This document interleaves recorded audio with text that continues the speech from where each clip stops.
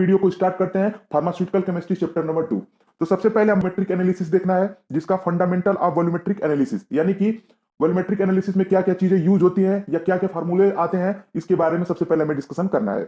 उसके बाद acid base titration, non aqueous titration, precipitation titration, complexometric titration, redox titration and gravimetric analysis principle and method. तो ये सारी चीजें हमें डिस्कशन करनी है।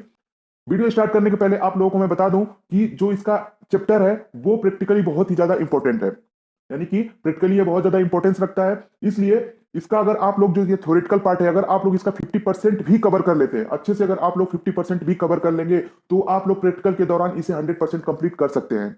यानी कि ये प्रैक्टिकली बहुत ही ज्यादा इंपॉर्टेंट है। इसलिए फ्रेंड्स ध्यान से लेक्चर को सुनने का कोशिश कीजिएगा, क्योंकि अगर आप 50% यहाँ पे लेक्चर सुन लेते हैं, उसके बाद आप प्रैक्टिकल परफॉर्म करेंगे तो आप लोगों को 100% कंप्लीट ये चैप्टर समझ में आ जाएगा। ये इजिली चैप्टर समझ में आता नहीं है, लेकिन हमने कोशिश किया है कि आप लोगों को उसको इजिली हम बता सकें या इजिली समझा सकें, जिससे आप इजिली इसको समझ सकते हैं।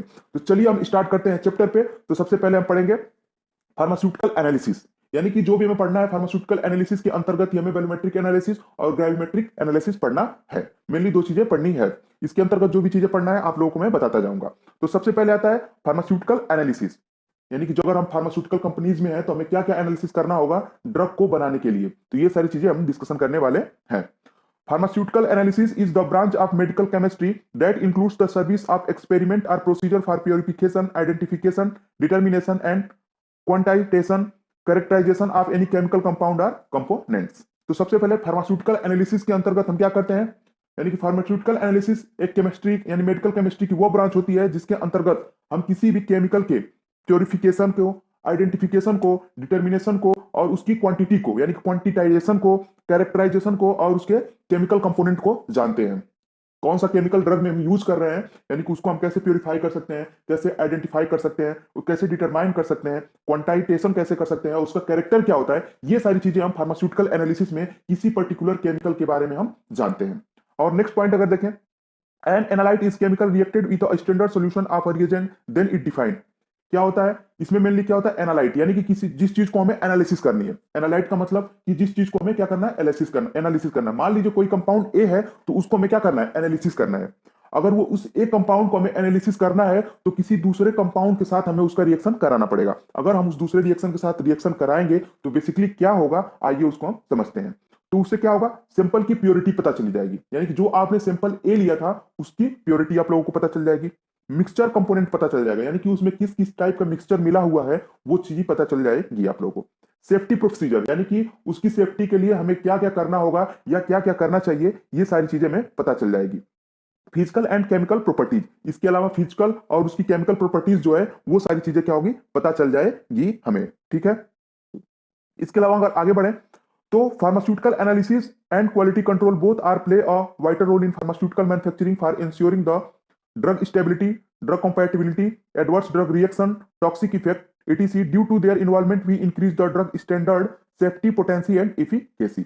अगर हम बात करें फार्मास्यूटिकल एनालिसिस और क्वालिटी कंट्रोल, दोनों मिलके हमारे ड्रग के लिए यानी कि ड्रग के लिए बहुत ही ज्यादा हेल्पफुल होते हैं, यानी कि और हेल्पफुल होते हैं इसके साथ वो इंश्योर है कि ड्रग स्टेबिलिटी बनी हुई है, यानी कि जो आप लोगों ने एक्सपायरी डेट देखा होगा ड्रग पे, यानी कि वहीं तक उसकी स्टेबिलिटी होती है, यानी कि 1 साल या 2 साल जितनी भी एक्सपायरी डेट होती है उसी में वो ड्रग क्या होता है, स्टेबल होता है। उसके बाद क्या हो जाता है, ड्रग अनस्टेबल हो जाता है।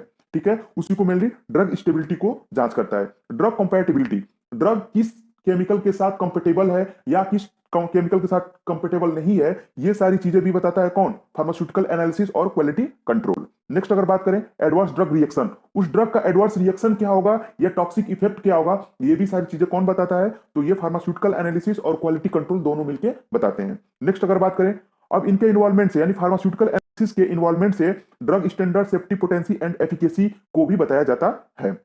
एफिकेसी का मतलब क्या होता है, ड्रग कितने समय तक काम करेगी आपकी बॉडी में, ये सारी चीजें कौन बताता है, तो ये सारी चीजें जो होती है हमारा क्वालिटी कंट्रोल और फार्मास्यूटिकल एनालिसिस बताता है। ठीक है, ये इंट्रो वाला पार्ट है। नेक्स्ट आगे बढ़े, method involve in the pharmaceutical analysis, यानी कि फार्मास्यूटिकल एनालिसिस करनी है तो कितने मेथड्स होते हैं, तो मेनली 4 मेथड होते हैं। सबसे पहला मेथड होता है केमिकल मेथड या इसको बोलते हैं हम टाइट्राइमेट्रिक मेथड।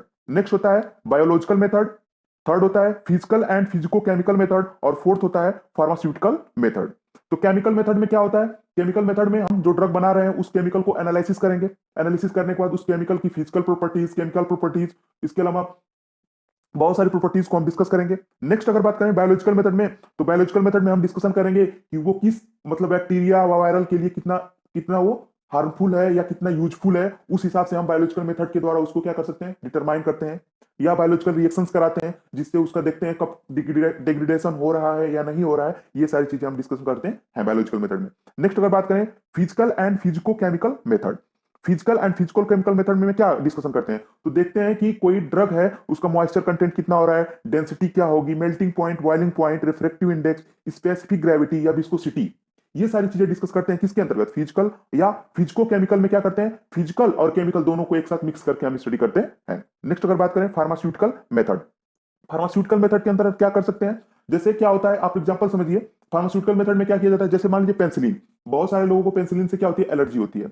अब यह एलर्जिकल रिएक्शन कॉज करता है, इसके लिए सबसे पहले पेंसिलिन का इंजेक्शन आप लोगों को थोड़ा सा थोड़ी डोज में यानी थोड़े अमाउंट में आप लोगों को थोड़ा डोज में लगाया जाता है जिससे उसके एडवर्स रिएक्शन को पहचान।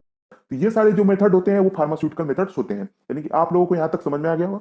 ठीक है, ये सारे इंट्रो वाले पार्ट हैं, ये भी जानना आप लोगों के लिए बहुत जरूरी है। अगर आप लोगों को क्वेश्चन बस वॉल्यूमेट्रिक एनालिसिस करने के लिए आता है तो आप लोग पहले इतना जरूर लिखेंगे। इतना लिखने से क्या होता है, इतना लिखने से ये होता है कि आपका पहले तो कंटेंट भर जाता है और उसके बाद आपकी जो लिखने की कैपेसिटी होती है, लिखने की जो आदत होती है वो आप इजिली लिख लेते हैं, क्योंकि ये स्टार्टिंग पॉइंट है, आप लोगों को इजिली याद रहेगा। और जब आप इजिली अच्छे से लिख लेंगे तो जो बाद वाले पॉइंट है वो ऑलरेडी आप लोगों को कंफर्म हो जाएंगे।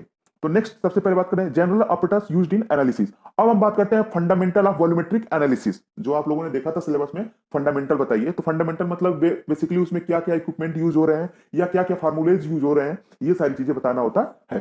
तो सबसे पहले हम बात करें इसमें गैस डिटेक्टर ट्यूब्स, ये यूज होता है, गैस डिटेक्टर ट्यूब होता है। उसमें क्या होता है, गैस डिटेक्टर apparatus में जब गैस फिलअप होती है तो उसमें क्या होता है, उसमें गैस के लिए हर एक गैस के लिए अपना जो कंसंट्रेशन होती है उस पर क्या होता है, मार्किंग होती है, उसके अकॉर्डिंग आप लोग उसको डिटेक्ट करते हैं कौन सी गैस या कितना पीएच या क्या सारी चीजें उसमें डिटेक्ट किया जाता है। नेक्स्ट अगर बात करें नेस्लर सिलेंडर्स, सीयू, नॉर्मली आप छन्नी बोलते हैं सीयू, तो वो होती फार्मास्यूटिकल सीयूस होती हैं जिसका यूज किया जाता है। अब आटा चालने वाली छन्नी तो यूज कर नहीं सकते, तो इसलिए फार्मास्यूटिकल इंडस्ट्री में फार्मास्यूटिकल सीयू का उपयोग किया जाता है। नेक्स्ट अगर बात करें थर्मोमीटर्स, थर्मोमीटर्स का यूज किया जाता है apparatus में। नेक्स्ट अल्ट्रावायलेट रेल रैंप्स, यानी कि बहुत सारे केमिकल्स ऐसे होते हैं जिनके लिए अल्ट्रावायलेट रेडिएशन होना बहुत जरूरी होता है, तो उसके लिए भी बहुत ज्यादा ये इंपॉर्टेंट होता है। नेक्स्ट वॉल्यूमेट्रिक ग्लासवेयर, यानी कि वॉल्यूमेट्रिक ग्लासवेयर मतलब जो भी वॉल्यूमेट्रिक वॉल्यूम नापने के लिए जो भी ग्लासवेयर यूज किए जाते हैं, वॉल्यूमेट्रिक ग्लासवेयर। नेक्स्ट अगर बात करें हम वेट एंड बैलेंस, यानी कि बैलेंस करने के लिए भी वेइंग मशीन चाहिए होता है। तो ये सारी होती है जनरल apparatus। अब नेक्स्ट बात करें general term and formula used in the pharmaceutical analysis, कौन कौन से फार्मूला यूज किए जाते हैं, ये सारी चीजें हम समझते हैं। तो सबसे पहले यूज किया जाता है कंसंट्रेशन।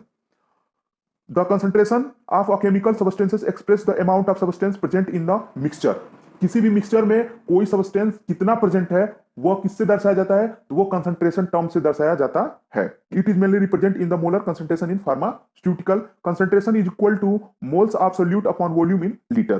कंसंट्रेशन किसी भी सब्सटेंस का आपको निकालना होगा तो moles of solute upon total volume of यानी कि सॉल्यूशन, अगर आप कर देंगे तो आपको उससे क्या जाएगा, कंसंट्रेशन निकल जाएगा। तो ये होता है कंसंट्रेशन टर्म। नेक्स्ट अगर बात करें सॉल्यूशन क्या होता है, तो solution are homogeneous mixture of two or more than two components. Generally the components that is present in the large amount is known as solvent or other.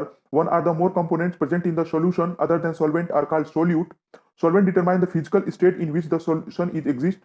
Solution is equal to solute plus solvent. Solution क्या होता है, solution basically एक homogeneous mixture होता है जिसके अंतर्गत solvent होता है और सोल्यूट होता है। जो सॉल्वेंट होता है वो ज्यादा अमाउंट में होता है और जनरली वही क्या करता है, आपका जो सॉल्यूशन होगा वो लिक्विड होगा, सॉलिड होगा या गैस होगा, ये डिसाइड कौन करता है, सॉल्वेंट डिसाइड करता है। सॉल्वेंट की अमाउंट ज्यादा होती है और उसी के अकॉर्डिंग आपका सॉल्यूशन बनता है।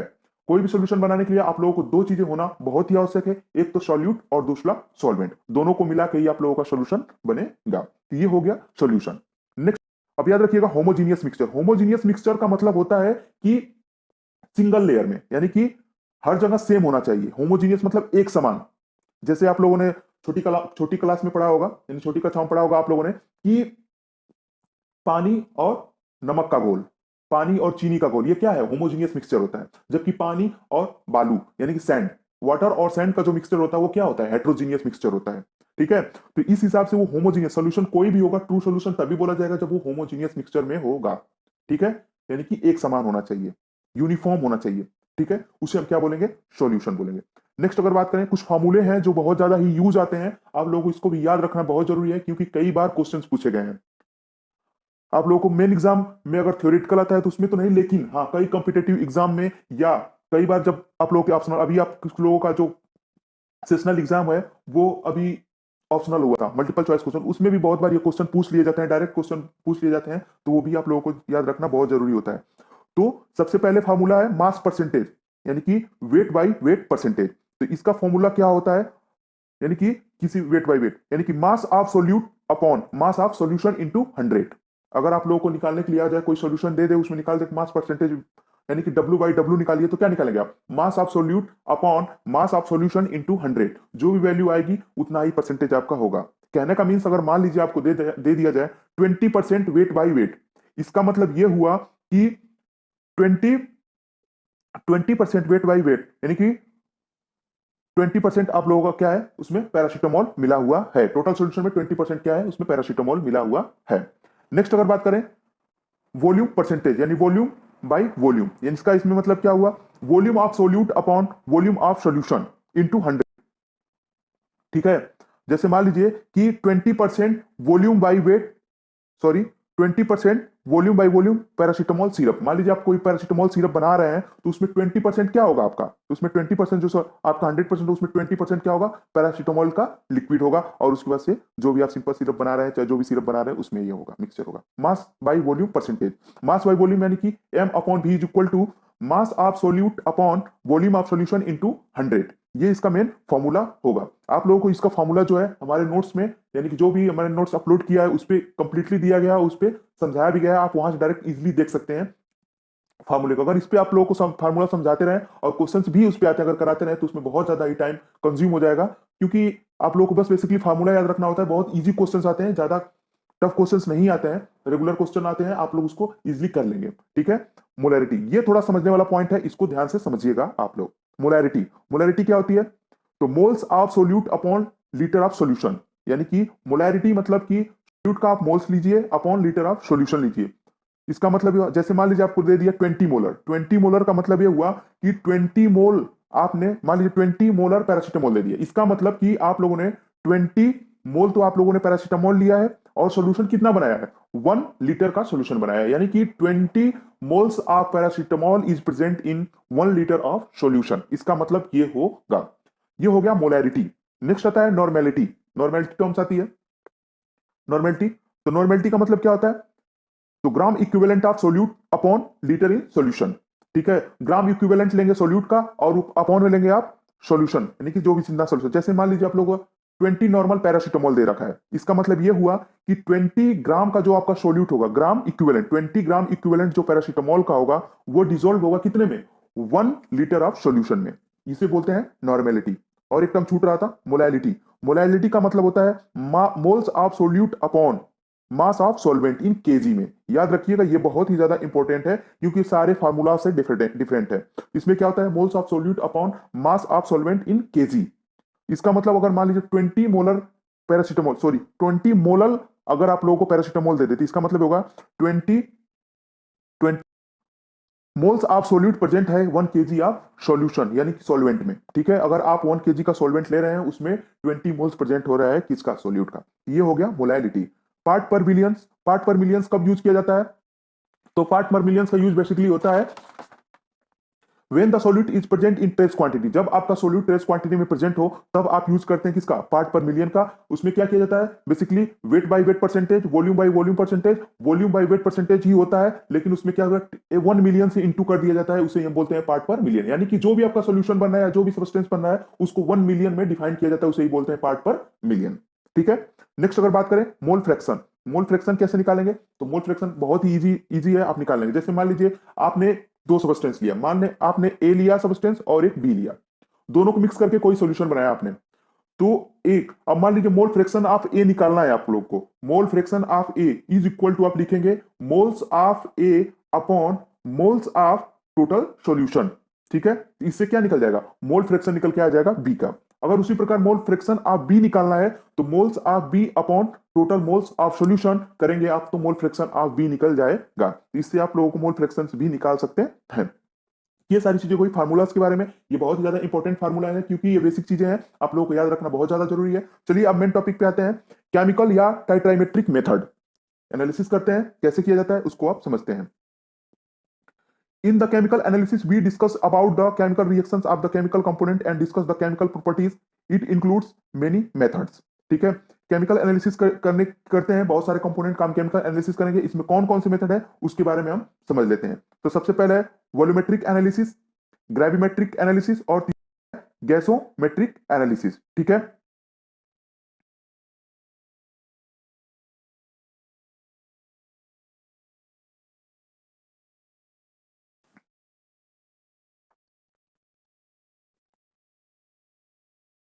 सबसे पहले हम बात करेंगे वॉल्यूमेट्रिक एनालिसिस, जो आप लोगों के सिलेबस में दे रखा है।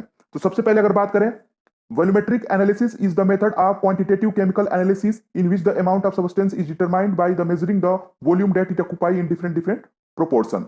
वॉल्यूमेट्रिक एनालिसिस के अंतर्गत हम डिफरेंट केमिकल्स की क्वांटिटी को बताते हैं कि कौन सा केमिकल कंपोजिशन कितनी क्वांटिटी में हमारे सॉल्यूशन में या हमारे जो भी हमने बनाया मिक्सचर बनाया उसमें कितना कितना परसेंट होता है, उसे क्या बोलते हैं, वॉल्यूमेट्रिक एनालिसिस बोलते हैं। Volumetric methods are classified into different types of depending upon the types of reaction involved in the reaction which are as follows. तो वॉल्यूमेट्रिक एनालिसिस को भी डिवाइड किया गया है। तो सबसे पहला है न्यूट्रलाइजेशन टाइट्रेशन। ठीक है, वॉल्यूमेट्रिक एनालिसिस करते हैं तो उसमें सबसे पहला आता है neutralization titration, next non aqueous titration, third redox titration, fourth complex metric titration, fifth precipitation titration. सबसे पहले अगर इंपॉर्टेंट की बात करें तो न्यूट्रलाइजेशन टाइट्रेशन और नॉन एक्वस टाइट्रेशन, नहीं सॉरी, न्यूट्रलाइजेशन टाइट्रेशन और रेडॉक्स टाइट्रेशन बहुत ही ज्यादा इंपॉर्टेंट है, आप लोग इसको ध्यान से सुनिएगा। चलिए आगे बढ़ते हैं। तो सबसे पहले अगर बात करें न्यूट्रलाइजेशन टाइट्रेशन क्या होता है बेसिकली, इसके बारे में हम समझते हैं। It is also known as acid based titration in aqueous phase. इसमें क्या होता है, इसमें टाइट्रेशन कराया जाता है जिसमें एक्वस फेज होता है, दोनों का एक्वस फेज यानी कि एसिड भी और बेस भी दोनों एक्वस फेज में ही होंगे। एक्वस फेज में यानी कि एक्वस यानी वाटर की प्रेजेंस में दोनों का टाइट्रेशन कराया जाएगा। In this method, strong acid base are used as titrate, are analyte, and other reagent or titrant are used in the standard solution to define the concentration of analyte. Basically इसमें क्या करना होगा, एक analyte होगा जिस chemical को आपको analysis करना होगा उसे क्या बोलेंगे, हम एनालाइट बोलेंगे। ठीक है, उसको में क्या करेंगे, उसको हम एक दूसरे केमिकल के साथ ऐड करेंगे और जो दूसरा केमिकल होगा उसको हम रिएजेंट या टाइट्रेंट बोलेंगे। यानी कि जो एनालाइट है उसका क्या करेंगे, हम टाइट्रेशन करेंगे और जिसके द्वारा करेंगे उसको हम क्या बोलेंगे, टाइट्रेंट बोलेंगे या उसको हम रिएजेंट बोलेंगे। जब उसको साथ उसका स्टैंडर्ड सॉल्यूशन जब उसमें हम मैच मिलाएंगे तब जाके हमें जो मिलेगा उसे क्या बोलेंगे, हम टाइट्रेशन बोलेंगे। बेसिकली टाइट्रेशन बेसिकली क्या होता है, सबसे पहले इस टर्म को हम समझ लेते हैं, बहुत ही जरूरी है टाइट्रेशन को समझना। टाइट्रेशन बेसिकली आप लोग जब एक्सपेरिमेंट परफॉर्म करेंगे तो आप लोगों ने देखा होगा कि स्टैंड ब्यूरेट और वॉल्यूमेट्रिक फ्लक्स नीचे रख दिया जाता है, उसमें सॉल्यूशन रख दिया जाता है और ऊपर से स्टैंडर्ड सॉल्यूशन को ड्रॉप बाय ड्रॉप गिराया जाता है, जिससे उसका क्या होता है, पीएच की वजह से जो भी चेंजेस आते हैं उसी को हम क्या बोलते हैं, टाइट्रेशन बोलते हैं। अगर आप लोगों ने किया होगा तो आप लोगों को पता होगा, अदरवाइज आप लोगों का जब भी एक्सपेरिमेंट होगा तो आप लोगों को ये सारी चीजें बताई जाएगी। तो चलिए बात करते हैं, titration is the phenomena to determine the unknown concentration of an identified solution or analyte. यानी कोई भी एनालाइट या कोई भी आप लोगों को कोई सॉल्यूशन मिला है उसकी हम क्या, उसकी कंसंट्रेशन को बताते हैं। इसमें टाइट्रेशन उसकी कंसंट्रेशन को हम बताएंगे। इन दिस मेथड और reagent or titrant is prepared as standard solution, then a known concentration and volume of prepared titrant react with the analyte to determine the concentration. Basically इसमें क्या कहना चाह रहा है कि अब उसके साथ उस जो सॉल्यूशन को आपने लिया है उसमें आप ऐड करेंगे टाइट्रेंट को या रिएजेंट को, उसके साथ जब आप मिक्स करेंगे तो जो भी आप लोगों को उसका जो भी इंडिकेशन मिलेगा उसे हम क्या बोलेंगे, हम उसी प्रोसेस को बोलेंगे टाइट्रेशन बोलेंगे। ठीक है, जिससे वो पता चल जाएगा कि हाँ इसकी इतनी कंसंट्रेशन है। ये हो गया टाइट्रेशन। तो सबसे पहले टाइट्रेशन, अब टाइट्रेशन चलिए आप लोगों को मैं एग्जांपल से एक समझाता हूं, आप लोग उसे समझने की कोशिश कीजिएगा। हालांकि ये एग्जांपल इससे मैच नहीं करता लेकिन आप लोग को इजीली इसे समझ में आ जाएगा। टाइट्रेशन कैसे केमिकल रिएक्शंस होती है। अब टाइट्रेशन में क्या होता है, इंडिकेटर्स भी यूज किए जाते हैं। समझ लीजिए आप सपोज दैट आप सोते हैं, सोते वक्त आप अलार्म लगाते हैं, सोते वक्त आप अलार्म लगाते हैं। अलार्म क्या होता है आपका, एक तरह से इंडिकेशन होता है, यानी कि एक तरह से इंडिकेटर का काम करता है कि अगर आप सोए हैं, अगर वो अलार्म बज गया यानी कि आपको उसने इंडिकेट किया कि आप जग जाइए, यानी कि सुबह हो गई है। ठीक है, तो वो होता है क्या, इंडिकेशन होता है। अब क्या आप सो गए, अलार्म लगा दिए। ठीक है, इसी प्रकार केमिकल रिएक्शन में हुआ, आप सोए ठीक है, यानी कि ये हो गया आपका एनालाइट। एनालाइट लिया। जो आपका एलार्म है उसी प्रकार से एलार्म है, उसी प्रकार से आपका हो गया टाइट्रेंट। ठीक है, जब आपका अलार्म बजा तो आप क्या हुए, जग गए। यानी कि जब टाइट्रेंट को हमने सॉल्यूशन में डाला, ठीक है, तो उसमें कुछ चेंजेस हुए। ठीक है, अब चेंजेस हुए, अब आप जगे, अलार्म आपका बजा। आप क्या कहिए कि चलो भाई थोड़ा देर और सो लेते हैं, 10 मिनट सो लेते हैं। भाई अलार्म बजने पे कोई जगता थोड़ी ना है, बंद करो भाई, 10-15 मिनट सो लो, उसके बाद देखा जाएगा। ठीक है, तो क्या होता है, अलार्म आपका 10 मिनट बाद फिर रिपीट बजता है। इसी प्रकार जब केमिकल रिएक्शन होती है, एक बार रिएक्शन होने के बाद थोड़ी देर और रिएक्शन चलती है, यानी कि उसका कुछ इंडिकेशन आप लोगों को मिलने लगता है। यानी कि इंडिकेशन मिलने का मतलब ये हुआ कि पहले अकेले सॉल्यूशन था, जब आपने टाइट्रेंट को मिलाया तो कुछ ना कुछ इंडिकेशन आने लगता है, तो इससे होता है कि हाँ रिएक्शन हो रही है, तो आप सोचते हैं कि थोड़ा सा और एक ड्रॉप डालें, देखते हैं अब क्या होता है। ये सारी चीजें होती चली गई, होती चली गई, होती चली गई। अब लास्ट में एक ऐसा समय आएगा, आप क्या करेंगे, फिर आप अलार्म बंद किया और फिर सो गए। अब क्या होगा, इस बार क्या हुआ, इसी प्रकार टाइट्रेशन भी हो रहा है, इसी प्रकार टाइट्रेशन होता है। अब क्या हुआ, अब आपकी मम्मी आई और आपको जगा दी। ठीक है, यानी कि आपको जगा दी, यानी कि अब सोना नहीं है, आपकी मम्मी आ गई जगा दी, अब इसका मतलब सोना नहीं है, चाहे वो थप्पड़ मार के जगाए और चाहे पानी फेंक के जगाए, जैसे भी है आपको जगा दिया। इसी प्रकार रिएक्शन में हुआ कि अगर आपने ज्यादा केमिकल डाला तो कहीं ना कहीं कुछ ना कुछ हमारे रिएक्शन में या हमारे केमिकल में गड़बड़ हो जानी है। तो आपकी मम्मी आई, आपको जगा दी, आप जग गए, आप समझ गए, यानी कि वॉर हो चुका है, अब चलिए उठ जाइए। इसी प्रकार केमिकल का ऐसा इंडिकेशन आपको, जब रिएक्शन का इंडिकेशन मिल गया, आप सभी दोनों चीजों को अलग कर दिया, आपको कंसंट्रेशन मिल गया, यानी कि आपको पीएच मिल गया। वो भी क्या होता है, जब कंसंट्रेशन एक दूसरे से मैच करता है, वो स्पेसिफिक पीएच पे होता है। ठीक है, ये हो गया आपका टाइट्रेशन पूरा। ऐसे ही होता है टाइट्रेशन में, ऐसे ही केमिकल रिएक्शंस भी होती है। ये आप लोगों को मैंने एग्जांपल है जो लेके बताया है, आप लोगों को शायद समझ में आया होगा। चलिए ठीक है, आगे बढ़ते हैं हम। टाइट्रेशन खत्म होता है, तो टाइट्रेशन के बाद हम पढ़ेंगे सबसे पहले एसिड और बेस का थोड़ा कंसेप्ट समझ लेते हैं क्या होता है, क्योंकि हमें एसिड बेस का टाइट्रेशन ही कराना है, तो एसिड और बेस के बारे में पढ़ना बहुत ज्यादा ही जरूरी है। तो सबसे पहले बात करेंगे एसिड। तो अरेनियस कंसेप्ट के अकॉर्डिंग टू दिस कंसेप्ट, दो substances which produce free hydrogen ion H+ in an aqueous solution are called the acid. यानी कि एसिड वो सबस्टेंस होते हैं जो कि एक्वस सॉल्यूशन में हाइड्रोजन आयन देते हैं, उसे क्या बोलते हैं, एसिड बोलते हैं। उसका example HCl, HNO3, H2SO4, CH3COOH और बहुत सारे हैं। ब्रोंस्टेड-लोहरी कंसेप्ट के अकॉर्डिंग टू दिस कंसेप्ट, दो substances which have tendency to donate the proton H+ ion by any methods in any solvent is called acid. तो ब्रोंस्टेड लोहरी साहब बोलते हैं कि एसिड वो सबस्टेंस होता है कि जो किसी सबस्टेंस में ऐड करने पे प्रोटॉन को डोनेट कर दे, यानी कि प्रोटीन दे दे, उसे क्या बोलते हैं, एसिड बोलेंगे। नेक्स्ट आता है Lewis concept. According to this concept, दो substances which have tendency to gain lone pair or electron pair are called the acid. Example AlCl3, SF6, SO3 etc। ठीक है, तो इसे क्या बोलेंगे हम, लुईस कंसेप्ट बोलेंगे। लुईस कंसेप्ट बेसिकली क्या होता है, लोन पेयर गेन करने वाला, यानी कि इलेक्ट्रॉन को अपनी तरफ खींचने वाला ही क्या कहलाता है, एसिड कहलाता है। ठीक है, लोन पेयर गेन करने वाला यानी इलेक्ट्रॉन को खींचने वाला, उसे क्या बोलेंगे हम, एसिड बोलेंगे। नेक्स्ट अगर बात करें बेस या एल्कली, तो उसमें उसमें भी तीन कंसेप्ट है। एरेनियस कंसेप्ट क्या बोलते हैं, अकॉर्डिंग टू दिस कंसेप्ट, दो substances which produce free hydroxide ion in an aqueous solution are called the bases. यानी कि बेस वो सबस्टेंस होते हैं जो OH नेगेटिव आयन प्रोड्यूस करते हैं किसी भी सॉल्यूशन में, उसे क्या बोलते हैं, उसे बोलते हैं बेस। जैसे NaOH, KOH, CaOH, whole twice, etc. Bronsted-Lowry concept को according to this concept, those substances which have tendency to accept the proton H+ ion by any method of any solvent is called base. यानी Bronsted-Lowry concept के according base वो होता है जो कि proton को अपने अंदर रखे, यानी कि अपने अंदर एक्सेप्ट कर सके, उसे हम क्या बोलेंगे, उसे हम बोलेंगे बेस। और उस तरह क्या था, एसिड में क्या था कि जो प्रोटॉन को डोनेट करते, यानी कि इसे क्या बोलते हैं, प्रोटोनिक कंसेप्ट भी बोलते हैं। ब्रोंस्टेड-लोहरी कंसेप्ट को प्रोटोनिक कंसेप्ट भी बोलते हैं। नेक्स्ट अगर बात करें Lewis concept, according to this concept, दो substance which have tendency to donate the lone pair, यानी कि जो इलेक्ट्रॉन को डोनेट कर दे, यानी कि जो लोन पेयर को डोनेट कर दे, उसे ही हम क्या बोलेंगे, बेस या एल्कली बोलते हैं। तो सबसे बात करते हैं type of neutralization titration. Neutralization titration कैसे होता है, इसके बारे में हम समझ लेते हैं। सबसे पहले strong acid strong base titration. Strong acid और स्ट्रॉन्ग बेस का कैसे टाइट्रेशन होता है उसको समझते हैं। In this titration strong acid and strong base are reacted with each other by using a suitable indicator. जब स्ट्रॉन्ग एसिड और स्ट्रॉन्ग बेस एक साथ दोनों रिएक्शन करते हैं सुटेबल इंडिकेटर की प्रेजेंस में, उसे क्या बोलते हैं, एसिड बेस टाइट्रेशन बोलते हैं। Acid and base component are rapidly break down its ion cation and anion react with each other and form the salt and water. जब एसिड और बेस का एक साथ रिएक्शन होता है तो क्या होता है, अब स्ट्रॉन्ग एसिड और स्ट्रॉन्ग बेस जल्दी जल्दी टूटते हैं वाटर की प्रेजेंस में, दोनों क्या होते हैं, ब्रेक डाउन जल्दी जल्दी होते हैं। अब ब्रेक डाउन जल्दी जल्दी होंगे तो वो साल्ट और वाटर बनाते हैं। ठीक है, जब एसिड और बेस की रिएक्शन यानी कि स्ट्रॉन्ग एसिड और स्ट्रॉन्ग बेस की रिएक्शन होती है तो सॉल्ट और वाटर का फॉर्मेशन होता है।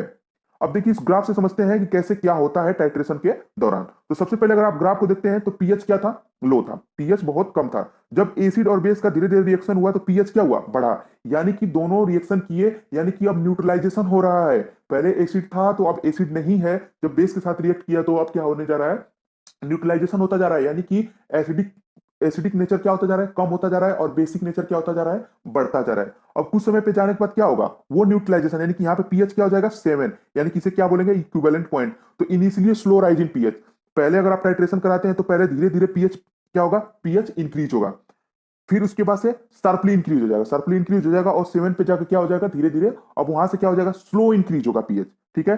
अटेंड द न्यूट्रल पॉइंट, यहाँ पे आके क्या हो जाएगा, न्यूट्रल पॉइंट हो जाता है। अब न्यूट्रल पॉइंट पे क्या होता है, अब जैसे आप लोगों ने पढ़ा होगा एसिड, यानी कि ब्लू लिटमस लिटमस पेपर के बारे में आप लोगों ने पढ़ा होगा, और छोटी क्लासेस में आप लोगों ने एक्सपेरिमेंट भी किया होगा। जब भी ब्लू लिटमस पेपर एसिडिक के साथ रिएक्ट करता है तो कौन सा कलर देता है, रेड, और रेड लिटमस पेपर बेसिक के साथ रिएक्ट करता है तो ब्लू कलर देता है। उसी प्रकार जब टाइट्रेशन कराते हैं तो जब एसिड बेस के साथ रिएक्ट करता है तो धीरे धीरे जब न्यूट्रल पॉइंट पे जाएगा तो उसमें कन्फॉर्मेशनल चेंजेस होने लगते हैं या कलर चेंजेस होने लगते हैं, जिससे हमें पता चल जाता है कि हाँ न्यूट्रल पॉइंट आ चुका है। तो ये सारी चीजें होती है। नेक्स्ट अगर बात करें, वीक एसिड स्ट्रॉन्ग बेस, यानी कि WaSP and weak base WB and strong acid SA titration कैसे होता है, इसके बारे में समझते हैं। Weak acid strong base titration, weak acid are dissociate slowly but strong acid dissociate rapidly. जब इन दोनों का टाइट्रेशन होगा तो वीक एसिड जो है वो रैपिडली तो आयनाइज नहीं होगा, लेकिन जो स्ट्रॉन्ग बेस है वो क्या होगा, रैपिडली आयनाइज होगा। चलिए इसको ग्राफ से समझते हैं। वीक एसिड और वीक यानी स्ट्रॉन्ग बेस, यानी ये रेड कलर वाला है, रेड कलर वाली लाइन आप देखिए, initially slow pH increase and attain the half equivalent point. पहले क्या होगा, पहले पीएच तो इंक्रीज होगा लेकिन धीरे धीरे इंक्रीज होगा और वो पहुंचेगा पहले हाफ इक्विवेलेंट पॉइंट पे, फिर उसके बाद क्या होगा, उसके बाद रैपिडली ग्रो होगा और इक्विवेलेंट पॉइंट, यानी यहाँ पे पीएच क्या हो जाएगा, 7 हो जाएगा, न्यूट्रल पॉइंट हो जाएगा, और फाइनली पीएच क्या हो जाएगा, धीरे धीरे इंक्रीज होता चला जाएगा, यानी कि बेसिक कैरेक्टर आ जाएगा। अब इससे आप लोग ये समझिए कि स्ट्रॉन्ग बेस है, यानी कि जो भी ये नेचर होगा इसका क्या होगा, बेसिक नेचर होगा। इस टाइट्रेशन का जो भी लास्ट में जो कंपाउंड बनेगा वो क्या होगा, बेसिक नेचर का ही होगा, ठीक है। नेक्स्ट अगर बात करें strong acid and weak base, अब इससे समझ लीजिए कि स्ट्रॉन्ग एसिड है तो जो भी करेक्टर होगा लास्ट में वो क्या आएगा, स्ट्रॉन्ग एसिडिक करेक्टर ही आएगा। अब strong acid dissociate rapidly but weak base dissociate slowly, जो वीक बेस होगा वो स्लोली स्लोली क्या होगा, ब्रेक डाउन होगा। इनिशियली स्लो पीएच डिक्रीज, पहले पीएच क्या था, बहुत ज्यादा था, अब जब स्ट्रॉन्ग एसिड आएगा तो पीएच धीरे धीरे डिक्रीज होता चला जाएगा और हाफ इक्विवेलेंट पॉइंट पे पहले आएगा, उसके बाद रैपिडली कम होगा, ठीक है, इक्विवेलेंट पॉइंट आएगा, यहाँ पे इक्विवेलेंट पॉइंट आएगा, यानी कि यहाँ पे इसके हिसाब से क्या होगा, यहाँ पे 7 पीएच होगा, यहाँ पे 7 से ज्यादा रहा होगा, और यहाँ पे इसके हिसाब से ग्राफ अलग अलग थे, हमने आप लोगों को समझाने के लिए ग्राफ को एक ही में मिक्स कर दिया है, आप लोग इसे कंफ्यूज मत होइएगा। यहाँ पे इसके लिए क्या आ जाएगा, इक्विवेलेंट पॉइंट, यानी कि न्यूट्रल पॉइंट आ जाएगा। अब न्यूट्रल पॉइंट आने के बाद पीएच क्या हो जाएगा, ऑलरेडी डिक्रीज होता चला जाएगा, यानी कि स्ट्रॉन्ग एसिड है तो स्ट्रॉन्ग एसिड की ही तरह लास्ट में सोल्यूशन हमारा बन के आएगा, ठीक है। ये टाइट्रेशन कंप्लीट हुआ वीक एसिड। अब नेक्स्ट आता है weak acid weak base titration. In this titration method, weak acid and weak base titrated with each other by using the suitable indicator, mixed indicator. जब वीक एसिड और weak base का जब titration कराया जाता है तो वो किसी नॉर्मल इंडिकेटर से पहचान में नहीं आता है, उसके लिए हमें मिक्स्ड इंडिकेटर का यूज किया जाता है। नेक्स्ट अगर बात करें, the chief feature of the curve is that change of the pH nearly equivalent point and during whole neutralization is very gradual. जब इसका हम ग्राफ खींचते हैं, यानी कि वीक एसिड और वीक बेस का टाइट्रेशन करा के जब ग्राफ खींचते हैं तो उसमें जो उसका पीएच का इक्विवेलेंट पॉइंट होता है वो क्लियरली नहीं होता है, वो क्लियर ही नहीं होता है, इसलिए हम ग्राफ उसका नहीं बनाते हैं। Hence the end point can not be detected by ordinary indicator, इसलिए इसका जो इंडिकेशन है या उसका इंडिकेटर है ऑर्डिनरी इंडिकेटर से काम नहीं चल पाता है, और इसके लिए हम मिक्स्ड इंडिकेटर का यूज करते हैं, ठीक है। आप लोगों को समझ में आ गया यहां तक, चलिए आगे बढ़ते हैं। बैक टाइट्रेशन क्या होता है, बैक टाइट्रेशन का मतलब क्या हुआ, अब बैक टाइट्रेशन का मतलब हुआ कि in case of the insoluble substances which are volatile, reaction require the additional heat and substances of which reaction proceed rapidly only in the presence of excess reagent, direct titration will not be possible. These substances are determined by the back titration method. जब आपका titrant बहुत ज्यादा amount में है, ठीक है, titrant analyte नहीं, analyte जो आपका था वो था, जब आपका टाइट्रेंट बहुत ज्यादा अमाउंट में होता है और जो एनालाइट है उसको हम इजिली रिएक्ट नहीं करा सकते आपके रिएजेंट के साथ, तो उसको या तो हीट देनी पड़ती है, ठीक है, या तो कोई एक्सटर्नल उस पर क्या करना पड़ता है, फोर्स देना पड़ता है उसको टाइट्रेट करने के लिए, और उस टाइट्रेशन को हम क्या बोलते हैं, बैक टाइट्रेशन बोलते हैं, ठीक है। इसमें बेसिकली आपका जो रिएजेंट होता है वो बहुत ही ज्यादा अमाउंट में होता है। The determination involves the addition of excess but known quantity of substandard solution of the weighed sample is analyzed and after the complete the reaction excess of solution is back titrated with the standard solution. इसमें basically analyte में क्या करना होता है, जब आपने analyte लिया यानी जो भी सॉल्यूशन आपको एनालिसिस करना है उसमें आप क्या करते हैं, थोड़े अमाउंट में आप क्या करेंगे, स्टैंडर्ड सॉल्यूशन को या रिएजेंट को डालेंगे। उसके बाद जो भी टाइट्रेशन प्रक्रिया होनी है वो होगी, फिर उसके बाद जो आपका रिएजेंट बचा होगा उसको आप उसमें ऐड कर देंगे, जिससे टाइट्रेशन आपका कंप्लीट हो जाएगा और जो आपको इंडिकेशन मिलना होगा मिल जाएगा। कहेंगे आप सर पिछली बार तो आपने कहानी बता के उसको बता दिया, कुछ समझ में आ गया, लेकिन इसको कैसे समझे? इसको समझने के लिए बेसिकली समझिए, इसी पॉइंट से समझाते हैं, आप उसी कहानी समझाते हैं। आपका अलार्म बजा, आपने बंद करके सो गए, मम्मी आई, उन्होंने डांटा, फटकारा, आप नहीं जगे, आप फिर सो गए। ठीक है, अब आप क्या हो गया, इजिली टाइट्रेट नहीं हुआ, यानी कि जो भी रिएक्शन हुई इजिली टाइट्रेट नहीं हुई। ठीक है, अब इसके लिए कुछ और करना पड़ेगा, यानी बैक टाइट्रेशन करना पड़ेगा। अब बैक टाइट्रेशन तो होगा लेकिन सब्सटेंस वही होगा। अब आपके फैमिली मेंबर में मम्मी तो जगा के गई, अब आपके फैमिली मेंबर में पापा की बारी आती है तो फैमिली मेंबर के ही, वही फैमिली मेंबर के हैं, दूसरे तो है नहीं, उसी फैमिली मेंबर के सदस्य, यानी कि वही रिएजेंट फिर ऐड होगा आपको टाइट्रेट करने के लिए। अब आपके पापा आएंगे, तो पापा के आने से तो वैसे ही नींद खुल जाती है, पता चल जाता है जब पापा आते हैं तब पर भी नींद खुल जाती है कि हाँ भाई पापा आ रहे हैं, चलो जग जाओ। अब पापा आपके आएंगे, अब क्या करें, दो थप्पड़ लगाएंगे, जैसे ही दो थप्पड़ लगाएंगे रिएक्शन तुरंत कंप्लीट हो जाएगी, आप तुरंत जग जाएंगे, और जो आप डिले काम कर रहे थे ब्रश वगैरह करने में, आप तुरंत सब कुछ कर डालेंगे वहीं पे। ठीक है, तो ये होता है बैक टाइट्रेशन। मेनली क्या होता है बैक टाइट्रेशन में, आप पहले नहीं जग रहे थे, मम्मी ने जगाया, उसी यानी कि आप ही के फैमिली मेंबर का, जब आपके डैडी आए और आपको उन्होंने थप्पड़ लगाया है, जैसे भी है उन्होंने जगाया, आप जग गए, यानी कि एक्स्ट्रा फिर से टाइट्रेंट को ऐड कर दिया गया और आपकी रिएक्शन कंप्लीट हो गई, उसी को हम क्या बोलेंगे, बैक टाइट्रेशन बोलेंगे। आई होप आप सभी लोगों को इस एग्जाम्पल से समझ में आएगा। हमने इस एग्जाम्पल से ही इस चीजों को समझा था, आप लोगों को भी बता रहा हूं, आप लोग कोशिश कीजिएगा इससे समझने की। ठीक है, अब यहां तक होता है टाइट्रेशन। अब नेक्स्ट अगर बात करें, कुछ टाइट्रेशन होते हैं जो कि बैक टाइट्रेशन होते हैं, कुछ केमिकल्स होते हैं जिसका टाइट्रेशन बैक टाइट्रेशन किया जाता है, डायरेक्ट टाइट्रेशन किया, यानी कि डायरेक्ट किस टाइट्रेशन को, यानी किसी किसी को तो मम्मी ही जगा देती है, किसी किसी को पापा की जरूरत होती है, तो समझते हैं उस बात को। तो सबसे पहले एक स्टैंडर्ड केमिकल है एस्प्रीन, जिसका टाइट्रेशन क्या कौन सा होता है, बैक होता है, और उसके लिए टाइट्रेंट कौन सा यूज किया जाता है, H2SO4। ठीक है, नेक्स्ट अमोनियम क्लोराइड, उसका भी टाइट्रेशन बैक होता है, और इसमें जो टाइट्रेंट यूज होता है NaOH। Methyl salicylate back titration with titrant HCl। Next आता है ephedrine back titration with NaOH titrant. Furosemide, इसका भी टाइट्रेशन बैक होता है और इसके लिए टाइट्रेंट जो यूज किया जाता है NaOH यूज किया जाता है। पायराजीनामाइड बैक टाइट्रेशन और NaOH इसका टाइट्रेंट यूज किया जाता है। नेक्स्ट अगर बात करें सोडियम हाइड्रोक्साइड, यानी इसका डायरेक्ट टाइट्रेशन हो जाता है, यानी मम्मी ही इसको जगा देती है, और इसके लिए टाइट्रेंट कौन सा होता है, H2SO4, यानी ये मम्मी हो गई इसकी। ठीक है, नेक्स्ट अगर बात करें थायोपेंटम सोडियम, ये डायरेक्ट टाइट्रेशन किया जाता है और इसके लिए H2SO4 टाइट्रेट की तरह काम करता है। कैलामाइन, यानी कि ये जितने भी नीचे दिए गए सबका डायरेक्ट टाइट्रेशन होता है, और लगभग सभी के लिए NaOH क्या होता है, जनरली NaOH टाइट्रेंट का ही यूज किया जाता है। तो ये सारी चीजें आप लोगों को समझ में आ गई होगी। अब आप कहेंगे टाइट्रेशन हमने किया, उसका इंपॉर्टेंस क्या होता है। अब अगर टाइट्रेंस को देखिए, मेन इसका यूज किसमें होता है, ड्रग में कैसे होता है, जब आप फार्मास्यूटिकल केमिस्ट्री यानी सॉरी फार्मास्यूटिकल एनालिसिस के दौरान जब आप ड्रग को प्रिपेयर कर रहे हैं, तो ड्रग को एसिडिक नेचर रखना है या बेसिक नेचर रखना है, ये बहुत ही इंपॉर्टेंट टास्क होता है किसी भी फार्मास्यूटिकल इंडस्ट्री के लिए। क्योंकि अगर एसिडिक ड्रग होगी, यानी कि अगर आपने एसिडिक ड्रग बनाया है, तो वो हमारे स्टमक में इजिली एब्जॉर्ब हो जाएगी, क्योंकि एसिड के साथ एसिड जल्दी से एब्जॉर्ब हो जाएगा और क्या हो जाएगा, अपना जो भी इफेक्ट देना होगा वो दे देगा। और बेसिक यानी कि हमारा इंटेस्टाइन क्या होता है, बेसिक नेचर होता है, वहां पे बेसिक ड्रग यूज होती है। तो अब क्या करते हैं, किसी केमिकल ड्रग को बनाया आपने, अब आप लोगों को उसका नेचर पता नहीं है कि वो एसिडिक है या बेसिक है, तो पहले आप थोड़े अमाउंट में उसको लेंगे, उसके बाद आप एसिडिक इंडिकेटर के साथ उसको क्या करेंगे, मिक्स करेंगे। अगर वो एसिडिक मिक्सचर के साथ टाइट्रेशन उसका परफॉर्म हो गया, यानी कि जो भी ये मिक्सचर था वो कैसा था, बेसिक था। लेकिन अगर आपने बेसिक टाइट्रेट के साथ मिक्स किया और वो टाइट्रेट कर दिया, यानी कि ये आपका जो मिक्सचर बना है या जो ड्रग बनी है वो एसिडिक नेचर की है। यही इंपॉर्टेंस होता है टाइट्रेशन का हमारी फार्मास्यूटिकल इंडस्ट्रीज में, और बहुत सारे सॉल्वेंट को बनाने में भी फार्मास्यूटिकल इंडस्ट्री में टाइट्रेशन कराना बहुत ज्यादा जरूरी होता है। ये इसका इंपॉर्टेंस होता है। नेक्स्ट अगर बात करें न्यूट्रलाइजेशन इंडिकेटर्स, इंडिकेटर्स क्या होते हैं, इंडिकेटर्स के बारे में पढ़ें। Chemical indicators are those substances which give the visible and distinguishable size usually by the color changes, state changes, and odor changes, etc. are present in the absence of the threshold concentration of the chemical species such as the acid or an alkali in the solution.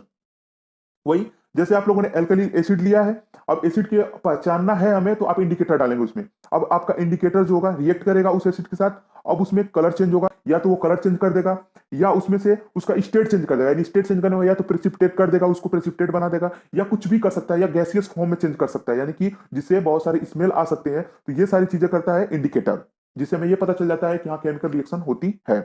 जैसे आप लोग क्या, अगर traffic rule ही आप लोग देख लें, समझ लीजिएगा, आप एग्जांपल है ट्रैफिक रूल से ही समझ लीजिए। आप अगर बाइक चला रहे हैं, अगर आता है रेड लाइट, तो यानी रेड लाइट आप समझ चुके हैं, आप ये इंडिकेटर की तरह काम कर रहा है कि हाँ भाई रेड लाइट आ गई, यानी आपको रुकना है। ठीक है, येलो लाइट यानी कि आप तैयार हो जाइए, रेडी हो जाइए चलने के लिए, और अब जैसे ही ग्रीन लाइट होती है तो आपको इंडिकेशन मिल जाता है कि हाँ आपको चलना है। तो इसी प्रकार इंडिकेटर में भी यही होता है, कोई आपके पास एसिड सब्सटेंट है और उसमें आप इंडिकेटर मिलाएंगे तो वो अपने कलर में चेंज कर देगी, या किसी प्रकार का इसमें से स्मेल आने लगेगा, या किसी भी प्रेसिपिटेशन या गैसेस फॉर्म में कन्वर्ट हो जाएगा, तो उससे आप लोगों को ये समझ में आ जाएगा कि हाँ हमारी रिएक्शन हो गई है। ठीक है, जो भी होता है पहले ये स्टैंडर्ड बनाया गया होता है, उसके बाद आपको ये यूज किया होता है, यही यानी कि प्रैक्टिकली ये बहुत ही ज्यादा इंपॉर्टेंट चैप्टर है। नेक्स्ट अगर बात करें, न्यूट्रलाइजेशन इंडिकेटर, दो substances used in acid base titration that are helpful in detection of the end point at the end of the reaction by producing a different color at the point of the various pH। यानी कि दो substance, यानी कि जब आप acid base का titration करा रहे होते हैं, तो न्यूट्रलाइजेशन इंडिकेटर जब आप उसमें मिलाएंगे तो विंड में, यानी जब रिएक्शन कंप्लीट होगी, जब रिएक्शन कंप्लीट होगी तो वो डिफरेंट कलर प्रोवाइड कराएगा, जिससे आप लोगों को पता चल जाएगा कि इतनी पीएच, यानी देखिए पीएच स्केल में क्या होता है, बहुत सारे पीएच के उसमें क्या होते हैं, स्केल बने होते हैं। जब आपका जब आपका सब्सटेंस किसी स्पेसिफिक पीएच पे जाता है तो आप वो स्पेसिफिक कलर शो करता है। ठीक है, अब स्पेसिफिक कलर शो करने की वजह से आप जान जाते हैं कि हाँ इतना ही पीएच है, यानी कि इतना ही कलर ये शो करेगा। अगर ये कलर शो कर रहा है तो इसका पीएच इतना होगा। तो उससे क्या आप समझ पाए हैं, पीएच आप मेंटेन कर रहे हैं। ड्रग भी बनाएंगे तो इंडिकेटर का यूज यही होता है कि उसकी पीएच को बनाए रखे, उसकी पीएच कितनी होगी या कितनी नहीं होगी, ये सारी चीजें कौन बताता है, तो इंडिकेटर्स ही बताते हैं। ठीक है, नेक्स्ट आगे बात करें, example of indicator thymol blue, इसका पीएच रेंज होता है 1 to 2 और 2.8 होता है। अगर एसिड के साथ रिएक्शन करता है तो रेड कलर शो करेगा, और बेस के साथ रिएक्शन करेगा तो येलो कलर शो करेगा। मिथाइल रेड पीएच रेंज होता है 4.2 और 6.3, इसका अगर एसिडिक के साथ रिएक्शन होगा तो रेड कलर, और बेस के साथ होगा तो yellow colour. Methyl orange pH range 3.1 to 4.4, और एसिड के साथ रिएक्शन करेगा तो रेड कलर, बेस के साथ रिएक्ट करेगा तो orange colour. Bromocresol green 3.8 to 5.4 pH range होता है, और एसिड के साथ रिएक्शन करेगा तो येलो कलर देगा, और बेस के साथ रिएक्शन करेगा तो ब्लू कलर देगा। ब्रोमोक्रिसोल ब्लू पीएच रेंज 3.0 टू 4.6, और एसिड के साथ रिएक्शन करेगा तो येलो कलर देगा, और बेस के साथ रिएक्शन करेगा तो ब्लू कलर देगा। नेक्स्ट फिनॉल रेड, यानी इसका पीएच रेंज 6.8 टू 8.4, अगर एसिड के साथ रिएक्शन करेगा तो येलो कलर देगा, और बेस के साथ रिएक्ट करेगा तो रेड कलर देगा। फिनाइलेप्थिलीन, इसका पीएच रेंज कितना होता है 8.3 टू 11, एसिड के साथ ये कोई कलर शो नहीं करेगा, जबकि बेस के साथ अगर रिएक्शन कराया जाता है तो ये रेड कलर शो करेगा। ये कुछ इंपॉर्टेंट इंडिकेटर्स है जो आप लोगों को याद करना ही होगा। ठीक है, आप लोग याद कर रहिएगा क्योंकि एग्जाम में कभी भी लिखने के लिए आ सकता है। नेक्स्ट अगर बात करें नॉन एक्वस टाइट्रेशन क्या होता है, नॉन एक्वस टाइट्रेशन मतलब इसमें वाटर का कोई पार्टिसिपेंट नहीं होगा। वहां पे जब आप इक्वस टाइट्रेशन करा रहे थे तो सारी रिएक्शंस जो थी वाटर की प्रेजेंस में कराई जा रही थी, लेकिन यहाँ पे कोई भी वाटर का कोई भी इन्वॉल्वमेंट नहीं होगा।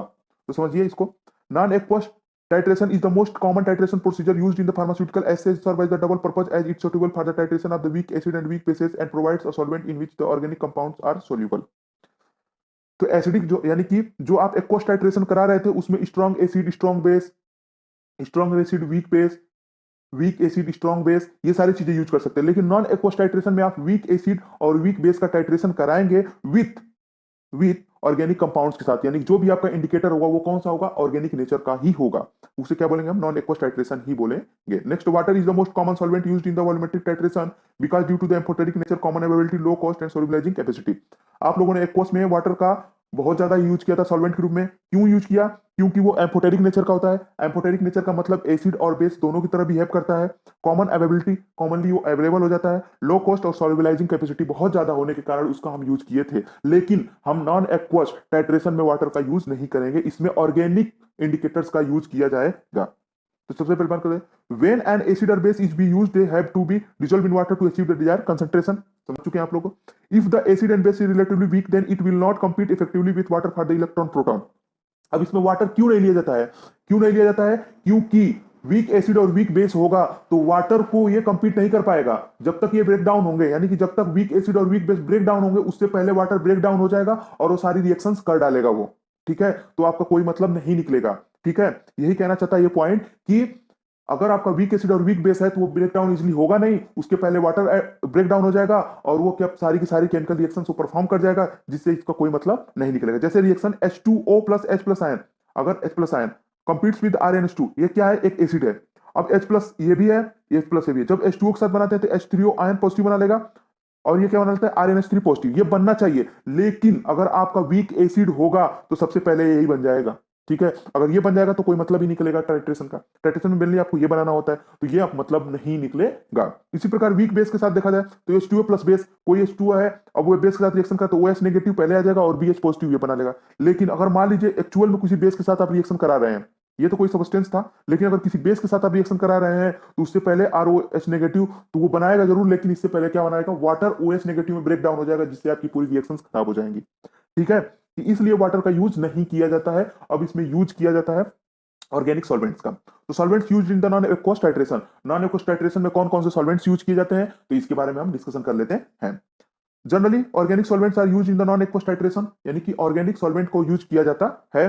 The non aqueous solvent can be classified based on the proton donor acceptor properties, यानी कि नॉन एक्वस के जितने भी सॉल्वेंट है उसको हम इलेक्ट्रॉन डोनर और एक्सेप्टर प्रॉपर्टीज के हिसाब से डिस्कशन करते हैं। The solvent exert and influences on the acid base properties of the solute. They are in 4 types: protogenic solvent, protophilic solvent, aprotic solvent और एम्फीप्रोटिक सॉल्वेंट। ये 4 टाइप के solvents होते हैं जो यूज करते हैं हम नॉन एक्वस टाइट्रेशन में। कौन कौन से, protogenic solvent, protophilic solvents, aprotic solvents और एम्फीप्रोटिक सॉल्वेंट। ठीक है, अब एक एक इनको क्या करते हैं, डिस्कस करते हैं। तो सबसे पहले protogenic solvent. These solvents have a more acidic character and tends to have a leveling effect on base they comes in contact with, यानी कि ये क्या होता है, बहुत ही ज्यादा एसिडिक करेक्टर का होता है और ये लेवलिंग इफेक्ट देता है। लेवलिंग इफेक्ट का मतलब जब इस सॉल्वेंट में कोई केमिकल यूज किया जाएगा तो वो सबको क्या बना देगा, एक नेचर का बना देगा। लेवलिंग यानी कि सबको एक समान बना देगा। ठीक है, लेवलिंग इफेक्ट मतलब एक समान सबको बना देगा। This solvent have relatively high dielectric, और इसका क्या होता है, हाई डाइलेक्ट्रिक कांस्टेंट होता है। जो भी ये सॉल्वेंट है इसका हाई डाइलेक्ट्रिक कांस्टेंट होता है। डाइलेक्ट्रिक कांस्टेंट आप लोगों ने पढ़ा होगा 5, नहीं पढ़ा होगा आगे आएगा, आप लोगों को मैं समझा दूंगा dielectric constant. They are ionized and the ionic product of the liberated ion are usually greater than that of water. जो भी ये आयोनाइजिंग यानी इस सॉल्वेंट का जो आयोनाइजिंग आयनिक प्रोडक्ट्स होगा वो क्या होगा, वाटर से क्या होगा, ज्यादा होगा। वाटर का आयनिक प्रोडक्ट कितना होता है, 10⁻⁻14 होता है। ठीक है, तो इससे ज्यादा होता है किसका, इस सॉल्वेंट का। जैसे example formic acid, acetic acid, sulphuric acid etc। ठीक है, next protophilic solvent. These are basic in nature and react with the acid to form the solvated proton. It shows the great tendency to the accepting the proton and have high dielectric constant। इसका भी high dielectric constant होता है और इसका जो nature होता है वो कौन सा होता है, बेसिक नेचर होता है। ठीक है, they are ionized and ionic product is less than ionic product of the water. और जो इसका आयनिक प्रोडक्ट होता है वो इससे क्या होता है, वाटर से लेस होता है, यानी 10⁻14 से इसका क्या होगा, कम ही होगा। जो भी आयनिक प्रोडक्ट होगा वो कम ही होगा। Example dimethyl formaldehyde, pyridine, ammonia etc, ये सारी चीजें इसके एग्जाम्पल है। नेक्स्ट अगर बात करें aprotic solvent. The solvents are generally chemical neutral and hydrocarbon or chlorinated hydrocarbon. Aprotic solvent वो सॉल्वेंट होते हैं जो न्यूट्रल होते हैं। ठीक है, हाइड्रोकार्बन या क्लोरिनेटेड हाइड्रोकार्बन से बने होंगे, यानी कि न्यूट्रल होते हैं, इसमें ना तो हाइड्रोजन का कोई पार्टिसिपेशन नहीं होता है। इसे क्या बोलेंगे हम, एप्रोटिक सॉल्वेंट बोलेंगे। This solvent not contain any proton hydrogen containing bond refers, OH या NH बॉन्ड, यानी इसमें कोई हाइड्रोजन का यानी कि इन्वॉल्वमेंट नहीं होता है, इसलिए ये क्या होते हैं, न्यूट्रल होते हैं। These solvents possess low dielectric constant and they are generally not ionized to give ion. Example benzene, acetone, chloroform etc। ठीक है, इसका भी डाइलेक्ट्रिक कांस्टेंट जो होता है वो बहुत ही लो होता है और ये आयोनाइज्ड इजिली नहीं होते हैं। ठीक है, तो इसका example benzene, acetone, chloroform etc। ठीक, next amphiprotic solvent. The solvent possess both acidic and basic properties and high dielectric constant. ये जो सॉल्वेंट होता है ये बोथ एसिडिक और बेसिक कैरेक्टर दोनों शो करता है। इसके अलावा जो इसका डाइलेक्ट्रिक कांस्टेंट होता है वो बहुत ही ज्यादा होता है। They are partially ionized and the ionic product of liberated ions is less than that of water. और इसका भी जो आयनिक प्रोडक्ट होता है वाटर से कम होता है और इसके example water, ethanol, isopropyl alcohol etc होता है। नेक्स्ट अगर बात करें type of non aqueous titration. Non aqueous titration कितने टाइप के होते हैं उसके बारे में हम समझ लेते हैं।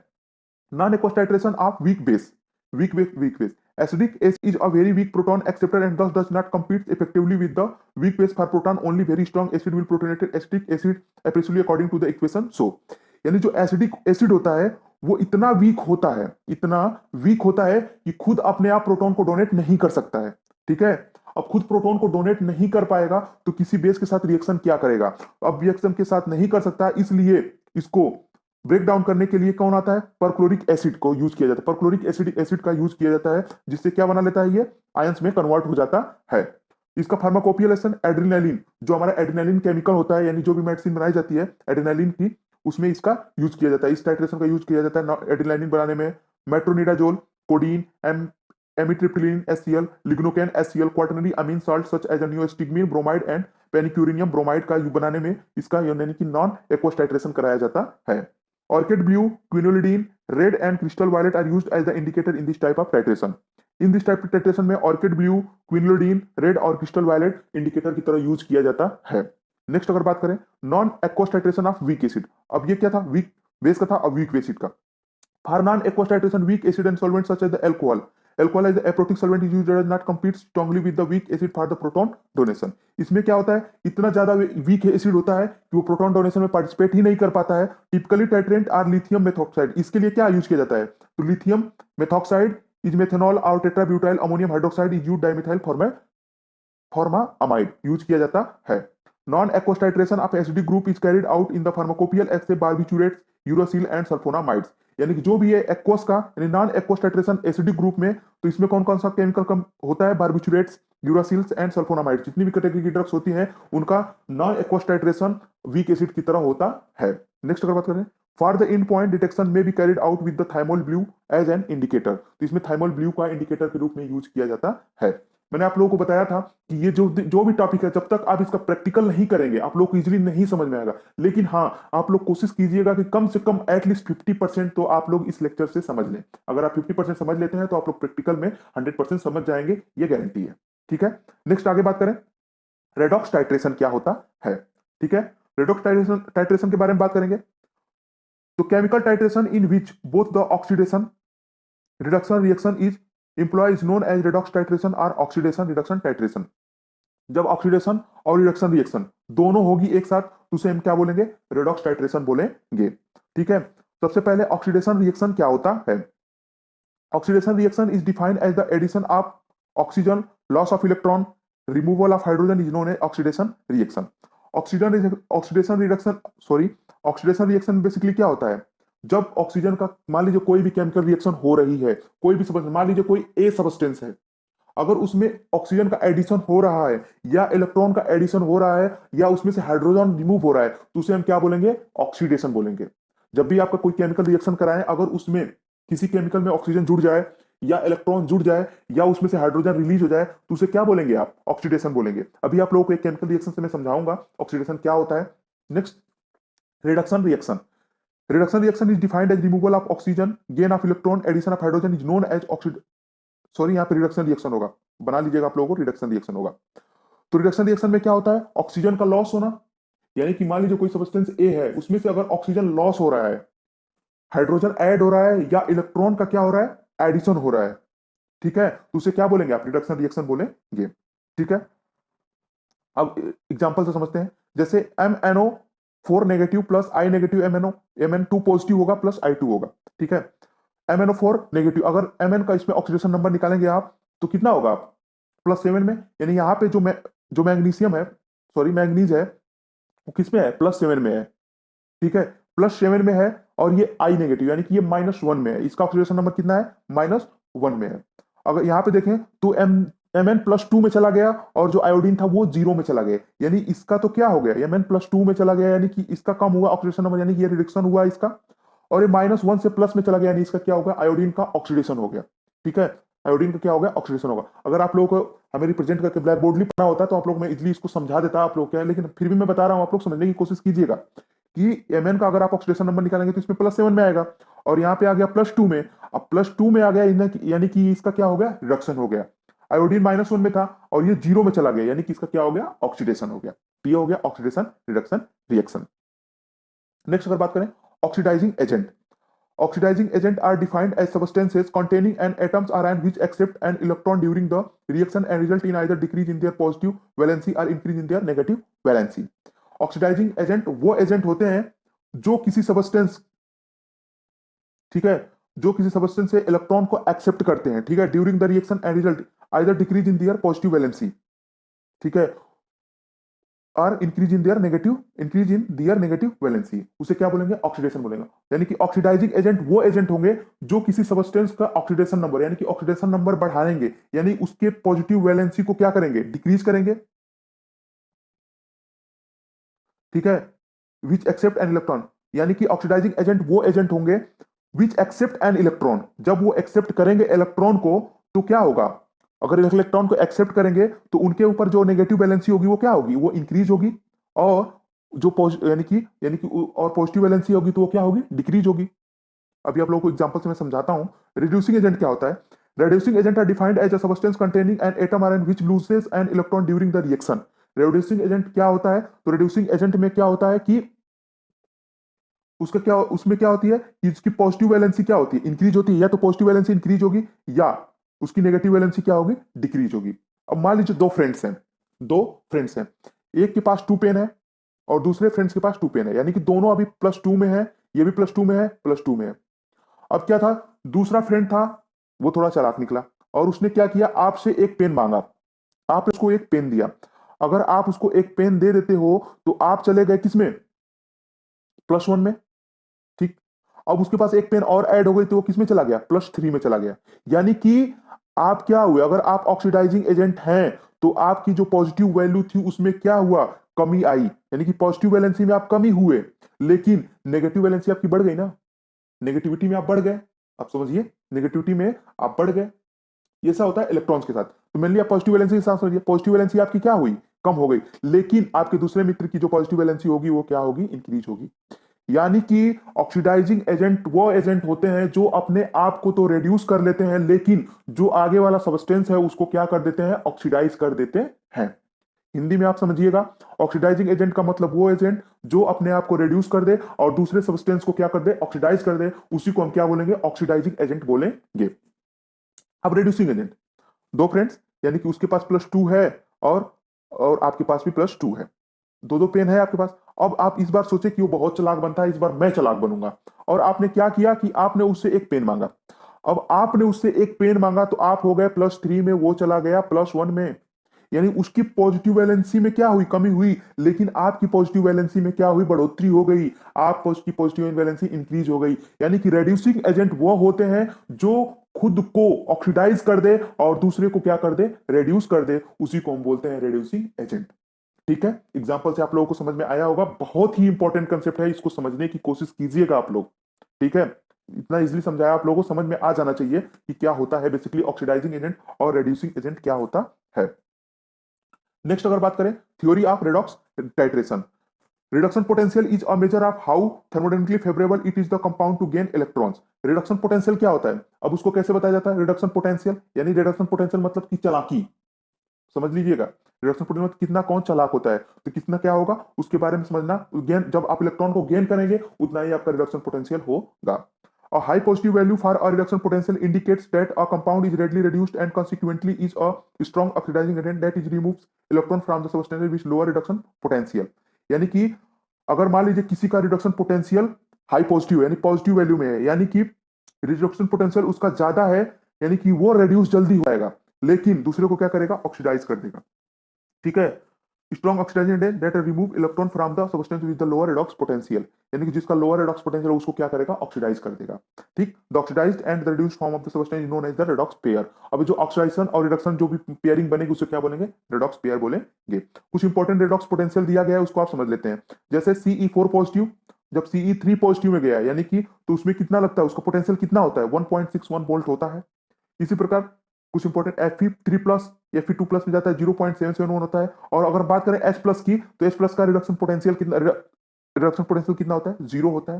ठीक। अब एग्जांपल से समझते हैं, सबसे बढ़िया समझ में आएगा। इसको आप लोग एक बार पढ़ लीजिएगा। ठीक है। A substance with a higher reduction potential, कोई भी सब्सटेंस है उसका हायर रिडक्शन पोटेंशियल है तो will oxidize one with the lower oxidation potential. तो जो दूसरा सब्सटेंस होगा वो कि उसका क्या होगा? लोअर रिडक्शन पोटेंशियल, उसको क्या कर देगा? ऑक्सीडाइज कर देगा। जैसे एग्जांपल क्लोरीन, क्लोरीन का क्या होगा? ऑक्सीडेशन पोटेंशियल यानी कि रिडक्शन पोटेंशियल कितना है? 1.36 है। और ब्रोमीन का क्या है? ब्रोमीन का थोड़ा कम है। तो अब क्लोरीन क्या करेगा? इसको ऑक्सीडाइज कर देगा। ऑक्सीडाइज कर देगा यानी कि ब्रोमीन पहले माइनस में था, अब यहां पे किस में चला जाएगा? 0 में चला गया, यानी कि इसका ऑक्सीडेशन हो गया और क्लोरीन अपने आप को क्या कर दिया? रिड्यूस कर दिया। पहले क्लोरीन 0 में था, अब जाके किस में हो गया? -1 में हो गया। ठीक है। जो ये मॉलिक्यूलर फॉर्म होता है वो क्या होता है, जीरो रिडक्शन पोटेंशियल शो करता है या उसका जीरो ऑक्सीडेशन नंबर होता है, आप लोग याद रखिएगा। ठीक है, यहां तक आप लोगों को समझ में आ गया होगा।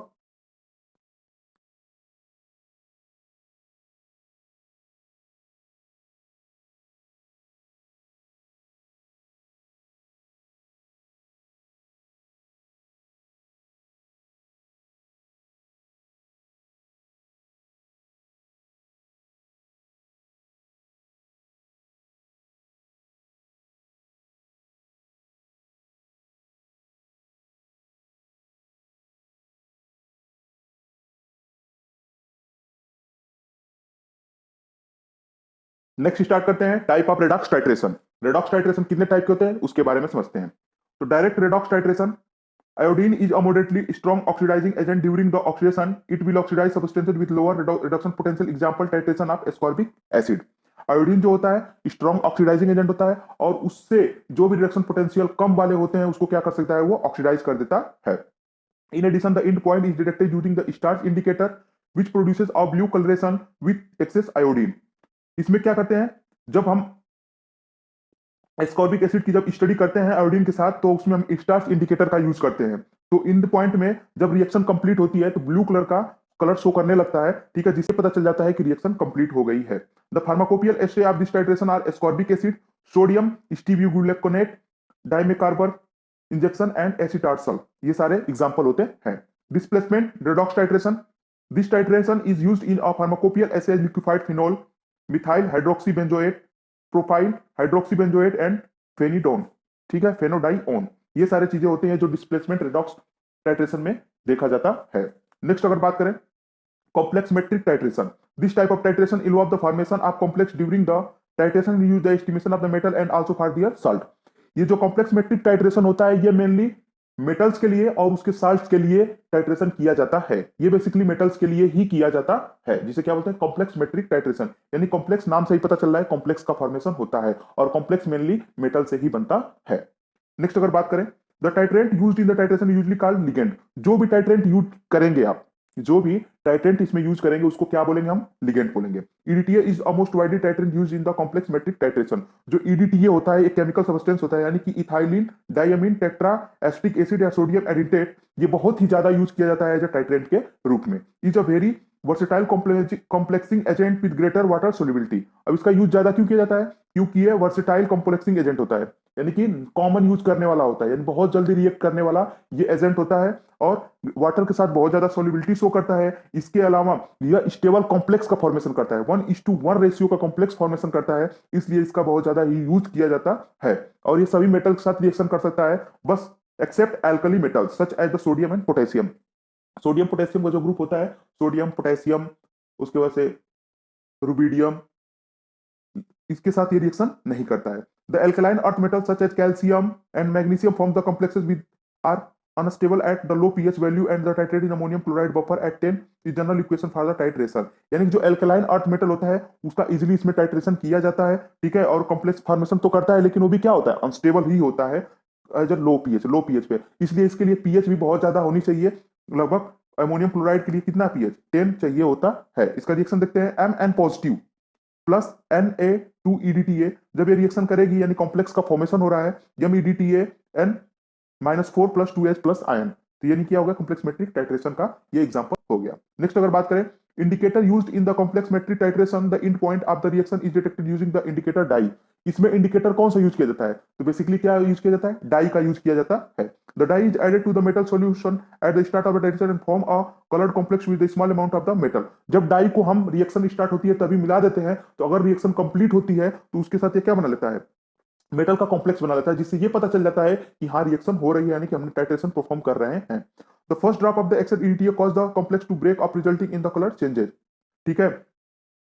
तो इसमें क्या EDTA जब यूज करते हैं तो कलर क्या होता है, चेंज होने लगता है। जो इंडिकेटर डाई हमने यूज किया है उसका कलर क्या होता है, चेंज होने लगता है। अब उसमें देखिए कौन कौन से आते हैं indicator, calcein, eriochrome, black T, curcumin, calcon, murexide यानी कि उसको बोलते हैं अमोनियम परप्यूरेट बोलते हैं, haematoxylin, fast sulphone black ETC use किया जाता है क्या, किसके रूप में, इंडिकेटर के रूप में। Titration with EDTA is used as the pharmacopoeial assay of calcium acetate calcium chloride, calcium gluconate, magnesium carbonate, magnesium hydroxide, magnesium trisilicate, bismuth subcarbonate, bacitracin, zinc, zinc chloride, zinc undecanoate.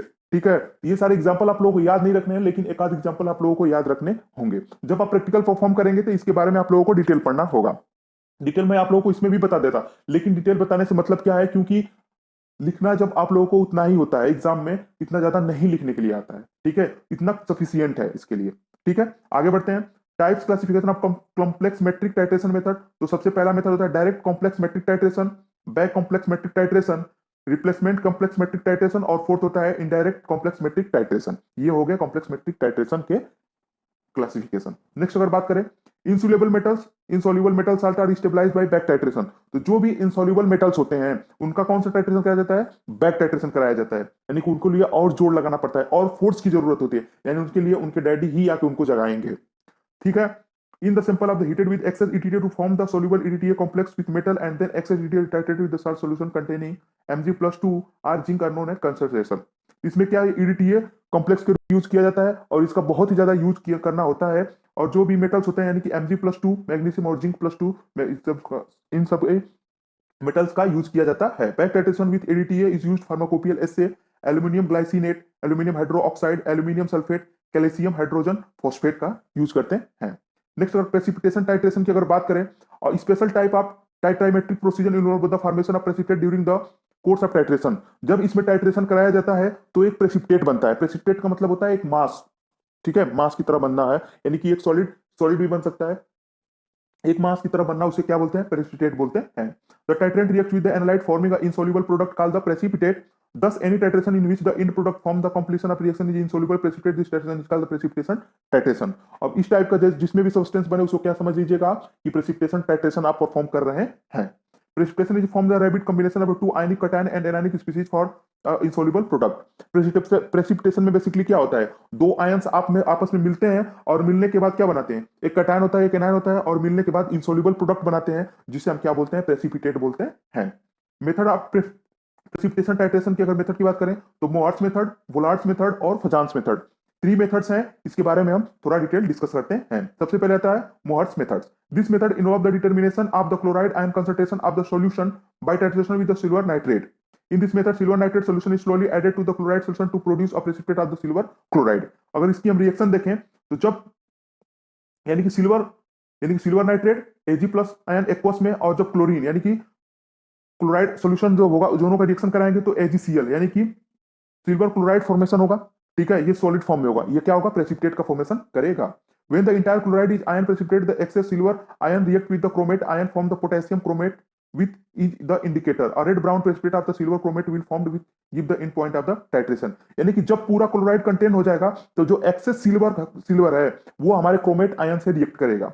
ठीक है, chromate ion का मतलब या तो potassium chromate होगा या तो कोई भी क्रोमेट हो सकता है, वो एज ए इंडिकेटर की तरह बिहेव करेगा। यानी कि तो जब पहले क्या हुआ कि AgCl बन गया, यानी प्रेसिपिटेट बन गया, यानी कि अब एक्स्ट्रा Ag बचा हुआ है टाइट्रेशन। अब जब इसमें हम इंडिकेटर डालेंगे और ये रिएक्शन परफॉर्म होगी तब आप लोगों को पता चल जाएगा कि उसमें Ag और भी प्रेजेंट है।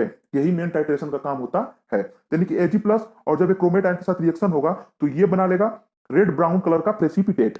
ठीक है, रेड ब्राउन कलर का प्रेसिपिटेट बन के तैयार हो जाएगा। This method applied for the determination of the chloride ion concentration in water sample for the different sources including the river water, sea water, stream water, etc।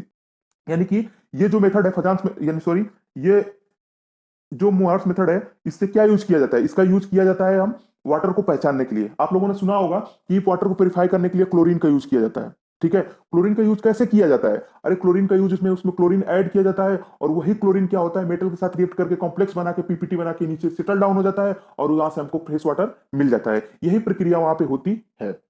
ठीक है, next आगे बढ़ते हैं। Mohr's titration should be carried out under the condition of the pH 6.5 to 9। यानी कि Mohr's titration perform करने के लिए पीएच जो होना चाहिए 6.5 to 9 होना चाहिए। ठीक है, ठीक। Acid base reaction is of hydrogen chromate ion dichromate ion and affecting the accuracy of the end point. यानी कि बहुत सारे जो क्रोमेट और dichromate, hydrogen dichromate dichromate ions होते हैं जो कि हमारी एक्यूरेसी को क्या करते हैं, इफेक्ट डालते हैं। यानी बेसिकली वही कंसेप्ट समझ लीजिए, वाटर होता है, वाटर में आप क्लोराइड आयन मिलाते हैं तो एजी जो भी, मान लीजिए सिल्वर है तो सिल्वर के साथ तो AgCl रिएक्ट कर लेगा, लेकिन अदर जो क्लोरीन है वो क्या होता है, उसी में पानी के साथ मिला हुआ होता है, इसीलिए कभी कभी पानी कैसा लगता है, हमें कड़वा भी लगता है। ठीक है, तो यही सारी कुछ चीजें होती हैं जो कि डाइक्रोमेट आयन और हाइड्रोजन क्रोमेट आयन उसमें आ जाती है, जो कि एक्यूरेसी को, हमारे इन पॉइंट की एक्यूरेसी को क्या कर देती है, गड़बड़ कर देती है। जो ब्राउन कलर का यानी रेड ब्राउन कलर का जो इंडिकेटर मिला है वो हम लोगों को इजिली नहीं मिल पाएगा। अगर बात करें वोलार्ट्स मेथड की, this method involve the determination of concentration of chloride ion in a solution using a back titration with potassium thiocyanate initially, and excess volume of silver nitrate solution is added to the solution containing chloride ion. Bollard's method, इसमें क्या होता है basically, इसमें भी chloride ions का use किया जाता है और इसमें बैक टाइट्रेशन कराया जाता है। क्लोराइड आयन का बैक टाइट्रेशन कराया जाता है किसके साथ, पोटेशियम थायोसाइनेट के साथ। ठीक है, अब उसके बाद क्या होता है, this is done before the titration and this produce a precipitate of the silver chloride. और इसमें भी क्या होता है, सिल्वर क्लोराइड का जो होता है वो प्रेसिपिटेट मिलता है। जैसे देखिए Ag प्लस और Cl नेगेटिव, तो AgCl आप लोगों को क्या मिल गया, ये सॉलिड प्रेसिपिटेट मिल गया। नेक्स्ट अगर after the precipitation Fe3 positive is added in the indicator. अब जो आप लोगों को इंडिकेटर के रूप में आप ऐड करेंगे Fe3 पॉजिटिव आयंस को। अब जब ये जाएगा तो ये क्या करेगा, सॉल्यूशन में जो एक्सेस सिल्वर होगा उसके साथ रिएक्ट करेगा। ठीक है, पोटेशियम थायोसाइनेट ये और Fe+3 दोनों मिलकर जब एक साथ रिएक्शन करेंगे तो AgSCN बनाएंगे, यानी कि सिल्वर थायोसाइनेट बनाएंगे जो कि पेल येलो कलर का होगा। ठीक है, ये प्रेसिपिटेट बनके आप लोगों को तैयार हो जाएगा। After completion of the reaction excess thiocyanate react with the Fe3+ produce the end point from the dark red complex. और जो बाद में जो एक्सेस बचेगा SCN, यानी कि जो थायोसाइनेट जब Fe3 के साथ रिएक्शन करेगा तो ये डार्क रेड कलर का कॉम्प्लेक्स बनाएगा, जिससे ये पता चलेगा कि Fe आयन बहुत ज्यादा ही हमारे सोल्यूशन में प्रेजेंट है। ठीक है, नेक्स्ट अगर बात करें, this method used when the pH of the solution is acidic. और इसका यूज कब किया जाता है, जब हमारा पीएच क्या होना चाहिए, एसिडिक होना चाहिए। इसके अलावा भी मोअर्स मेथड आपने देखा तो उसके लिए पीएच कैसा चाहिए, लगभग बेसिक चाहिए, लेकिन बोलार्ट्स मेथड के लिए कैसा पीएच चाहिए, एसिडिक पीएच चाहिए। If the pH is neutral और बेसिक, मोअर्स मेथड और gravimetric method should be used. तो उसके लिए हम मोअर्स मेथड और ग्रेविमेट्रिक मेथड्स यूज करते हैं। नेक्स्ट अगर बात करें modified Volhard's method, this method is used specially for determination NaCl और KCl। यानी कि NaCl और KCl का जो डिटरमिनेशन करना होता है तो उसके लिए हम मोडिफाइड बोलार्ट्स मेथड का यूज करते हैं। When silver nitrate is react with the sodium chloride, the silver chloride is formed and excess silver nitrate is back titrated with the potassium ammonium thiocyanate using the ferric alum as an indicator। इसमें ferric alum का use किया जाता है indicator. अब जब ये reaction हो रही होती है तो उसमें क्या होता है, कई बार क्या होता है, रिएक्शन मतलब रिपीट होने लगती है। कई बार रिएक्शन क्या होती है, गलत डायरेक्शन में चलने लगती है, यानी कि रिवर्सिबल या इरिवर्सिबल हो जाती है, सॉरी रिवर्सिबल रिएक्शन चलने लगती है। उसी को दूर करने के लिए बोलार्ट्स मेथड का यूज किया जाता है और ये टाइट्रेशन मेथड में पार्टिसिपेट करता है। नेक्स्ट अगर बात करें Fajans method, Fajans method involves the titration of chloride ion with silver ion using the adsorption indicator. Fajans method में भी टाइट्रेशन किया जाता है, लेकिन इसके लिए जो एडजॉर्प्शन यानी कि इसके लिए जो इंडिकेटर यूज किया जाता है वो कैसा होता है, एडजॉर्प्शन इंडिकेटर होता है। ये क्या करता है, मेटल के सरफेस पे क्या होता है, चिपक जाता है और वहां से वो क्या करता है, कोई कलर प्रोवाइड, जो भी कलर प्रोवाइड कराना होता है वो कलर प्रोवाइड कराता है। Fajans introduce the adsorption type of indicator precipitate titration. These indicator are basically dyes. ये क्या होती है, बेसिकली डाइज होती है जो क्या करती है, प्रेसिपिटेट के साथ एडजॉर्ब हो जाती है या डीअब्जॉर्ब होकर क्या करती है, इक्विवेलेंस पॉइंट पे कलर को चेंज कर देती है। These indicator are either acidic dye, ये हो सकता है कि एसिडिक डाई हो, एग्जांपल फ्लोरेसिन, इओसिन, ईटीसी, और basic dye example rhodamines. Series की जितनी भी डाई होती हैं वो सब क्या होती है, बेसिक डाई होती है। Fluorescein is a weak acid and commonly used dye for the titration of chloride ion with silver. यानी कि फ्लोरेसिन डाई जो होता है नॉर्मली, यानी कि फजांस मेथड में कौन सी डाई सबसे ज्यादा यूज होती है, तो फ्लोरेसिन होती है। ये वीक एसिड होती है। It is form the fluoresceinate anion by dissociated in water, thus produce a yellow green colour in the solution.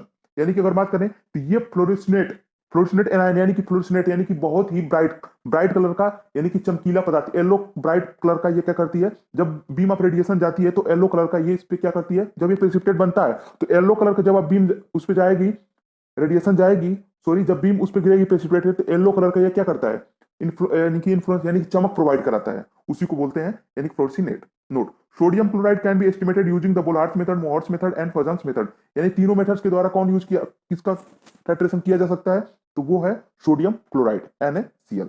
Next अगर बात करें हम ग्रेविमेट्रिक एनालिसिस, ग्रेविमेट्रिक एनालिसिस क्या होता है इसके बारे में हम समझते हैं। यानी कि आप लोगों को दूसरा जो चैप्टर में आप अगर आप देखेंगे चैप्टर में, तो ग्रेविमेट्रिक एनालिसिस हमें डिटेल में पढ़ना है, आप लोग उसको ध्यान से पढ़ने की कोशिश कीजिएगा। Gravimetric analysis involve the measurement of weight of the substance to be analyzed for the solution for the isolating by the precipitating the component of insoluble component known as the chemical composition.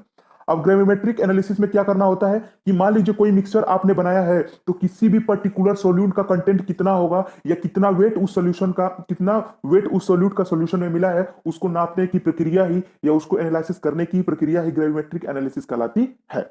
Next अगर समझे, method involve with the gravimetric analysis, precipitation method, volatilisation methods, electroanalytic method. अब उसको एक by एक देखते हैं। तो precipitation method, in this method the analytes is suitably converted in the precipitate which is insoluble and separated from the solution by the filtration.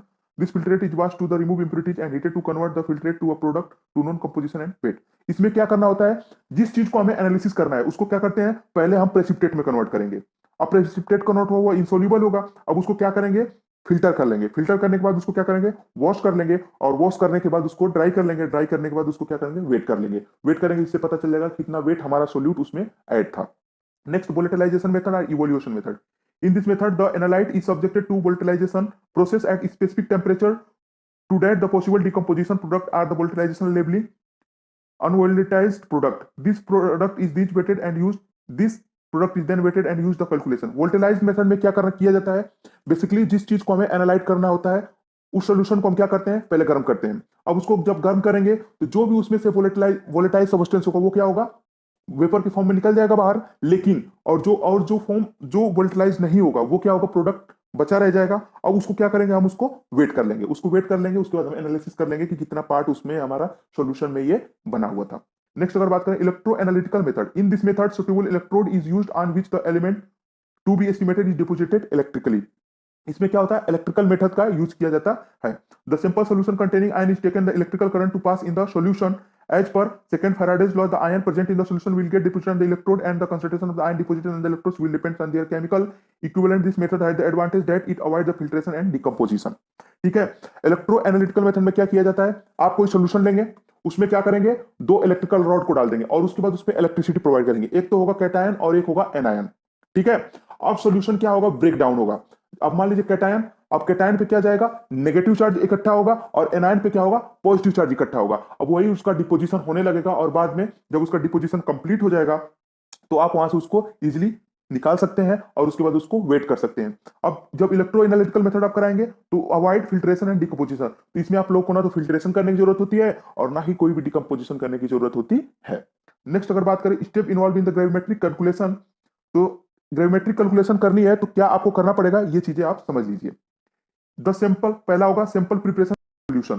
तो सबसे पहले आप लोगों को the sample should be homogeneous and in the form of the powder. After the sample taken in the clear beaker and water is added to dissolve the sample completely, stirring is done to achieve clear solution of the solution can be warmed gently if necessary. तो सबसे पहले आप क्या करेंगे, sample को homogeneous sample को लेंगे यानी पाउडर को लेंगे, उसके बाद उसको वाटर में डिजोल्व कर देंगे। डिजोल्व करने के बाद उसको क्या करेंगे, स्टीयर करेंगे। अगर गर्म करने लायक है तो उसको क्या करेंगे, गर्म करेंगे। पहले आप सैंपल बनाएंगे। अब सिंपल करने के बाद further the condition is adjusted such a way to obtain a precipitate. अब उस कंडीशन को ऐसे एडजस्ट करेंगे कि उसका प्रेसिपिटेट बन जाए। नेक्स्ट मेथड देखते हैं, in case of the certain substances which are likely to evolve the gases with soluble acid और base, the reaction is allowed takes place the ceases of the evolution of gases. तो कुछ substances जब आप तैयार करते हैं तो उसमें क्या करते हैं, गैसियस निकलती है यानी कि फोम निकलती है। तो उसमें क्या करते हैं कि उसको गैस को हम इजीली रख देते हैं कि उसका गैस जो है वो इजीली बाहर निकल जाए। अब इजीली गैस बाहर निकल जाता है, उसके बाद हम उसको एनालिसिस कर लेते हैं। नेक्स्ट अगर बात करें for the adjustment of the solution condition factor, यानी कि एडजस्ट करने के दौरान हमें क्या क्या देखना होगा, टेम्परेचर देखना होगा, पीएच देखना होगा, वॉल्यूम ऑफ सॉल्यूशन देखना होगा, प्रेजेंस ऑफ अदर कॉन्स्टिट्यूएंट देखना होगा and there concentration should be considered. और कितनी कंसंट्रेशन में है ये सारी चीजें हमें डिस्कस करनी होगी, यानी कि ये चीजें सारी ध्यान रखनी होगी हमें ड्यूरिंग द एनालिसिस। नेक्स्ट अगर precipitation, precipitation is the carried out in a resistance glass beaker with slow addition of dilute solution of the precipitant with sufficient stirring. The reaction should be carried out in the hot solution. अब आपने जो solution sample बनाया है उसमें आप क्या डालेंगे, precipitant डालेंगे। अब जैसे ही आप प्रेसिपिटेंट डालेंगे तो प्रेसिपिटेशन होने लगेगा। कभी कभी प्रेसिपिटेशन जनरली नहीं होता है तो उसमें क्या करना पड़ता है, हीट करनी पड़ती है, यानी हीट देनी पड़ती है जिससे प्रेसिपिटेशन होने लगता है। Selection of precipitant is important to obtain the precipitate. The choice of precipitant is based on the specified of the reagent. ठीक है, बहुत सबके लिए स्पेसिफाई होता है। Only a moderate excess of precipitant is generally required. बहुत कम amount में प्रेसिपिटेंट की जरूरत होती है। A very large excess of precipitant may lead to the increase in solubility. यानी कि अगर प्रेसिपिटेंट बहुत ज्यादा आप डाल देंगे, प्रेसिपिटेंट बहुत ज्यादा डाल देंगे यानी केमिकल रिएक्शन बहुत ज्यादा होने लगेगी और जिससे सॉल्युबिलिटी बहुत ज्यादा हो जाएगी और प्रेसिपिटेंट का फॉर्मेशन भी बहुत ज्यादा होने लगेगा और उसका कोई मतलब नहीं निकलेगा। ठीक है, नेक्स्ट अगर आप बात करें, after precipitate settle down, add a few drop of the precipitant to solution to check the complete precipitation. For the ideal precipitant, it will react with the analyte to form the precipitate, which can easily filtered, wash free contaminating impurities, low solubilities, stable and should have constant known. यानी कि जब ये precipitation प्रक्रिया समाप्त हो जाएगी तो आप थोड़े से ड्रॉप का प्रेसिपिटेंट का ड्रॉप आप उसमें ऐड करेंगे। अगर फिर प्रेसिपिटेशन हो रहा है तो इसका मतलब आपका पूरा प्रेसिपिटेशन प्रक्रिया नहीं हुई है, लेकिन अगर प्रेसिपिटेशन नहीं हो रहा है इसका मतलब कि आपका प्रेसिपिटेशन हो चुका है। अब आइडियल प्रेसिपिटेंट, आप कोई भी प्रेसिपिटेंट यूज करते हैं तो उसकी क्या प्रॉपर्टीज होनी चाहिए, यानी कि वो इजिली फिल्टर्ड हो जाए, इजिली वॉश हो जाए, कोई कंटामिनेशन ना शो करे, ये सारी चीजें शो करनी चाहिए प्रेसिपिटेंट के साथ। Digestion is generally carried out a high temperature to speed up the process, but in case of the is done in the room temperature, it improves the purity and rate of the filtration of precipitate. Digestion का मतलब क्या होता है?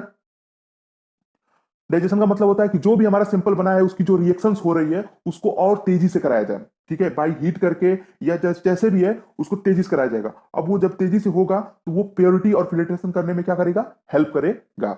Next अगर बात करें filtration, filtration is the procedure through which the filtered and the filtrate are separated out, which each other precipitant is separated from the mother liquid. Filtration process से क्या होता है, फिल्टर करने के बाद जो भी ऊपर बच जाए उसे क्या बोलते हैं, उसको क्या बोलते हैं, फिल्टर यानी फिल्ट्रेट बोलेंगे और नीचे फिल्टर यानी जो भी फिल्टर हुआ फिल्टर बोलेंगे, ऊपर फिल्ट्रेट बच जाता है। ठीक है, या जो भी हमारा मदर लिक्विड है यानी कि जो हमारा सैंपल है उसको क्या बोलेंगे, मदर लिक्विड है। जब उसको हम फिल्टर करेंगे तो नीचे क्या आ जाएगा, फिल्टर्स आ जाएंगे और ऊपर जाएगा filtrate. Various type of the filter media used in this purpose, the choice of the filter media based on the nature of the precipitating of the heating temperature requiring of drying different filter media used in the gravitational analysis। ठीक है, filter media के लिए जो भी process प्रक्रिया है वो बहुत ही ज्यादा सेंसिटिव होती है, इसलिए हमें ध्यान रखना पड़ेगा किस प्रकार का हमें फिल्टर मीडिया लेना है। आगे आप लोगों के फार्मास्यूटिक्स चैप्टर नंबर 3 में शायद फिल्टर मीडिया के बारे में बहुत ज्यादा डिटेल पढ़ना है। अब आगे उसको हम आप लोगों को बताएंगे, 3 में नहीं 4 में, चैप्टर नंबर 4 में आप लोगों को बहुत ज्यादा ही पढ़ना है, तो उसके बारे में वहां पे डिटेल आप लोगों को। तब तक के लिए फिल्टर पेपर होता है, filter mats, filter pulps, permanent porous filter disc का यूज किया जाता है फिल्ट्रेशन में। नेक्स्ट अगर बात करें, washing a precipitate, after filtering the precipitate the impurity on the surface of precipitate can be removed by washing the precipitate.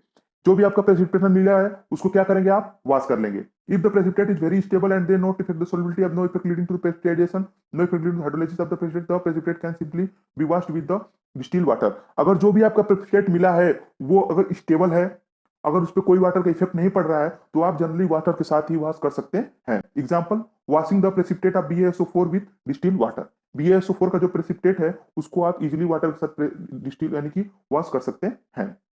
Some solution is washed by water, then precipitate may be peptide. Example, lead sulfate precipitate is washed by dilute solution of nitric acid. और कुछ जो होते हैं water के साथ precipitate को wash नहीं किया जाता है, उसका एग्जांपल है lead sulfate precipitate is washed by dilute solution of nitric acid. Next अगर बात करें, drying and ignition of precipitate. In this procedure heated the solution और substance to remove the water and remove the adsorb electrode from the washing solution. इसमें क्या किया जाता है, basically हमारा जो भी प्रेसिपिटेट मिला है उसको क्या किया जाता है, ड्राई किया जाता है। Drawing and ignition process will depends on the nature of precipitates and the filter media used in this percher.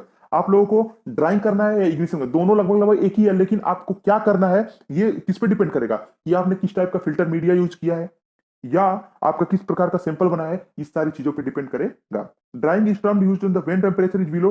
जब आप ड्राई करते हैं तो उसका टेम्परेचर 250 से कम यानी 250 डिग्री सेल्सियस से कम ही होना चाहिए, और जब इग्निशन करते हैं तो उसका 250 टेम्परेचर यानी 250 डिग्री सेल्सियस से लेके 120 डिग्री सेल्सियस तक होना चाहिए। एवं टू यहाँ पे टू सॉरी यहाँ पे देख लीजिएगा, यहाँ पे मैं उसको कर लीजिएगा कंफर्म, 1200 डिग्री सेल्सियस होगा। ठीक है, 1200 डिग्री सेल्सियस तक टेम्परेचर आप मेंटेन कर सकते हैं।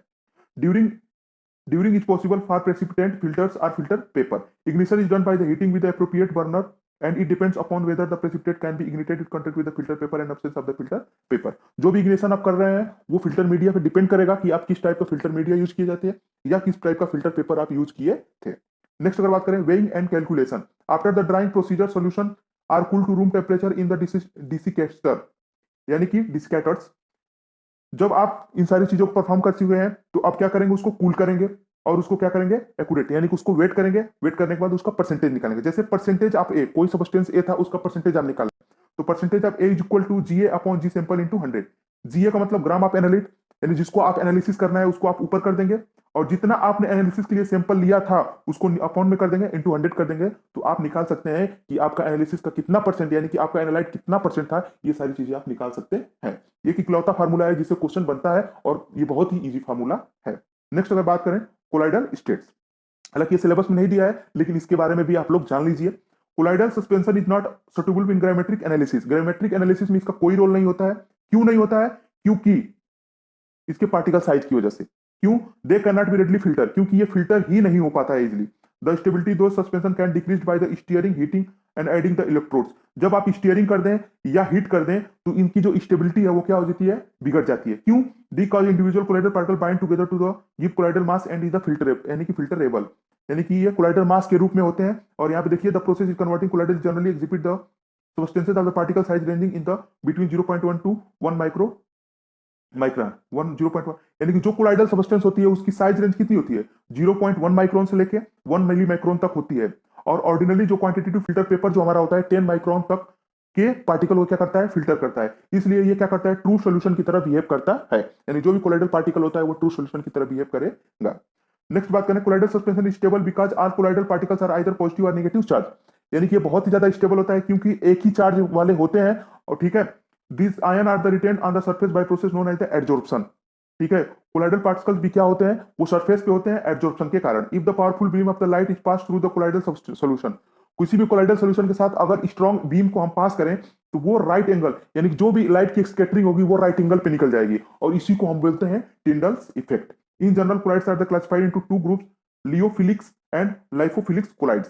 तो लियोफिलिक कोलाइड्स यानी कि सस्पेंसॉइड्स एंड लायोफिलिक कोलाइड्स यानी इमल्सॉइड्स। तो lyophilic colloids they are only slightly viscous in nature, जबकि लायोफिलिक कोलाइड्स होते हैं these are very viscous almost jelly like known as gel, gel की तरह होते हैं। दूसरा पॉइंट है addition of water has no effect on these colloids. Lyophilic पे वाटर का कोई प्रभाव नहीं पड़ता, लेकिन लाइपोफिलिक पे वाटर का बहुत ही ज्यादा प्रभाव पड़ता है। कंपैरेटिवली स्मॉल कंसंट्रेशन पे electrolyte result in the flocculation of these colloids. अगर स्मॉल अमाउंट में भी इलेक्ट्रोलाइट को ऐड करेंगे तो फ्लोएकुलेशन हो जाएगा इसमें, लेकिन इसमें लार्ज कंसंट्रेशन की जरूरत होती है फ्लोकुलेशन के लिए। जब आपको सस्पेंशन बताया जाएगा तो आप लोगों को फ्लोकुलेशन और डिफ्लोकुलेशन के बारे में भी डिटेल बढ़ा दिया जाएगा। They possess electric charge of the definite sign with can be charge only by specific method. और ये जो होता है लायोफिलिक होता है वो क्या होता है? चार्ज तो इलेक्ट्रिकल चार्ज को रखता है, लेकिन वो अपने चार्ज को चेंज कब करता है? जब किसी स्पेसिफिक मेथड के द्वारा उसको परफॉर्म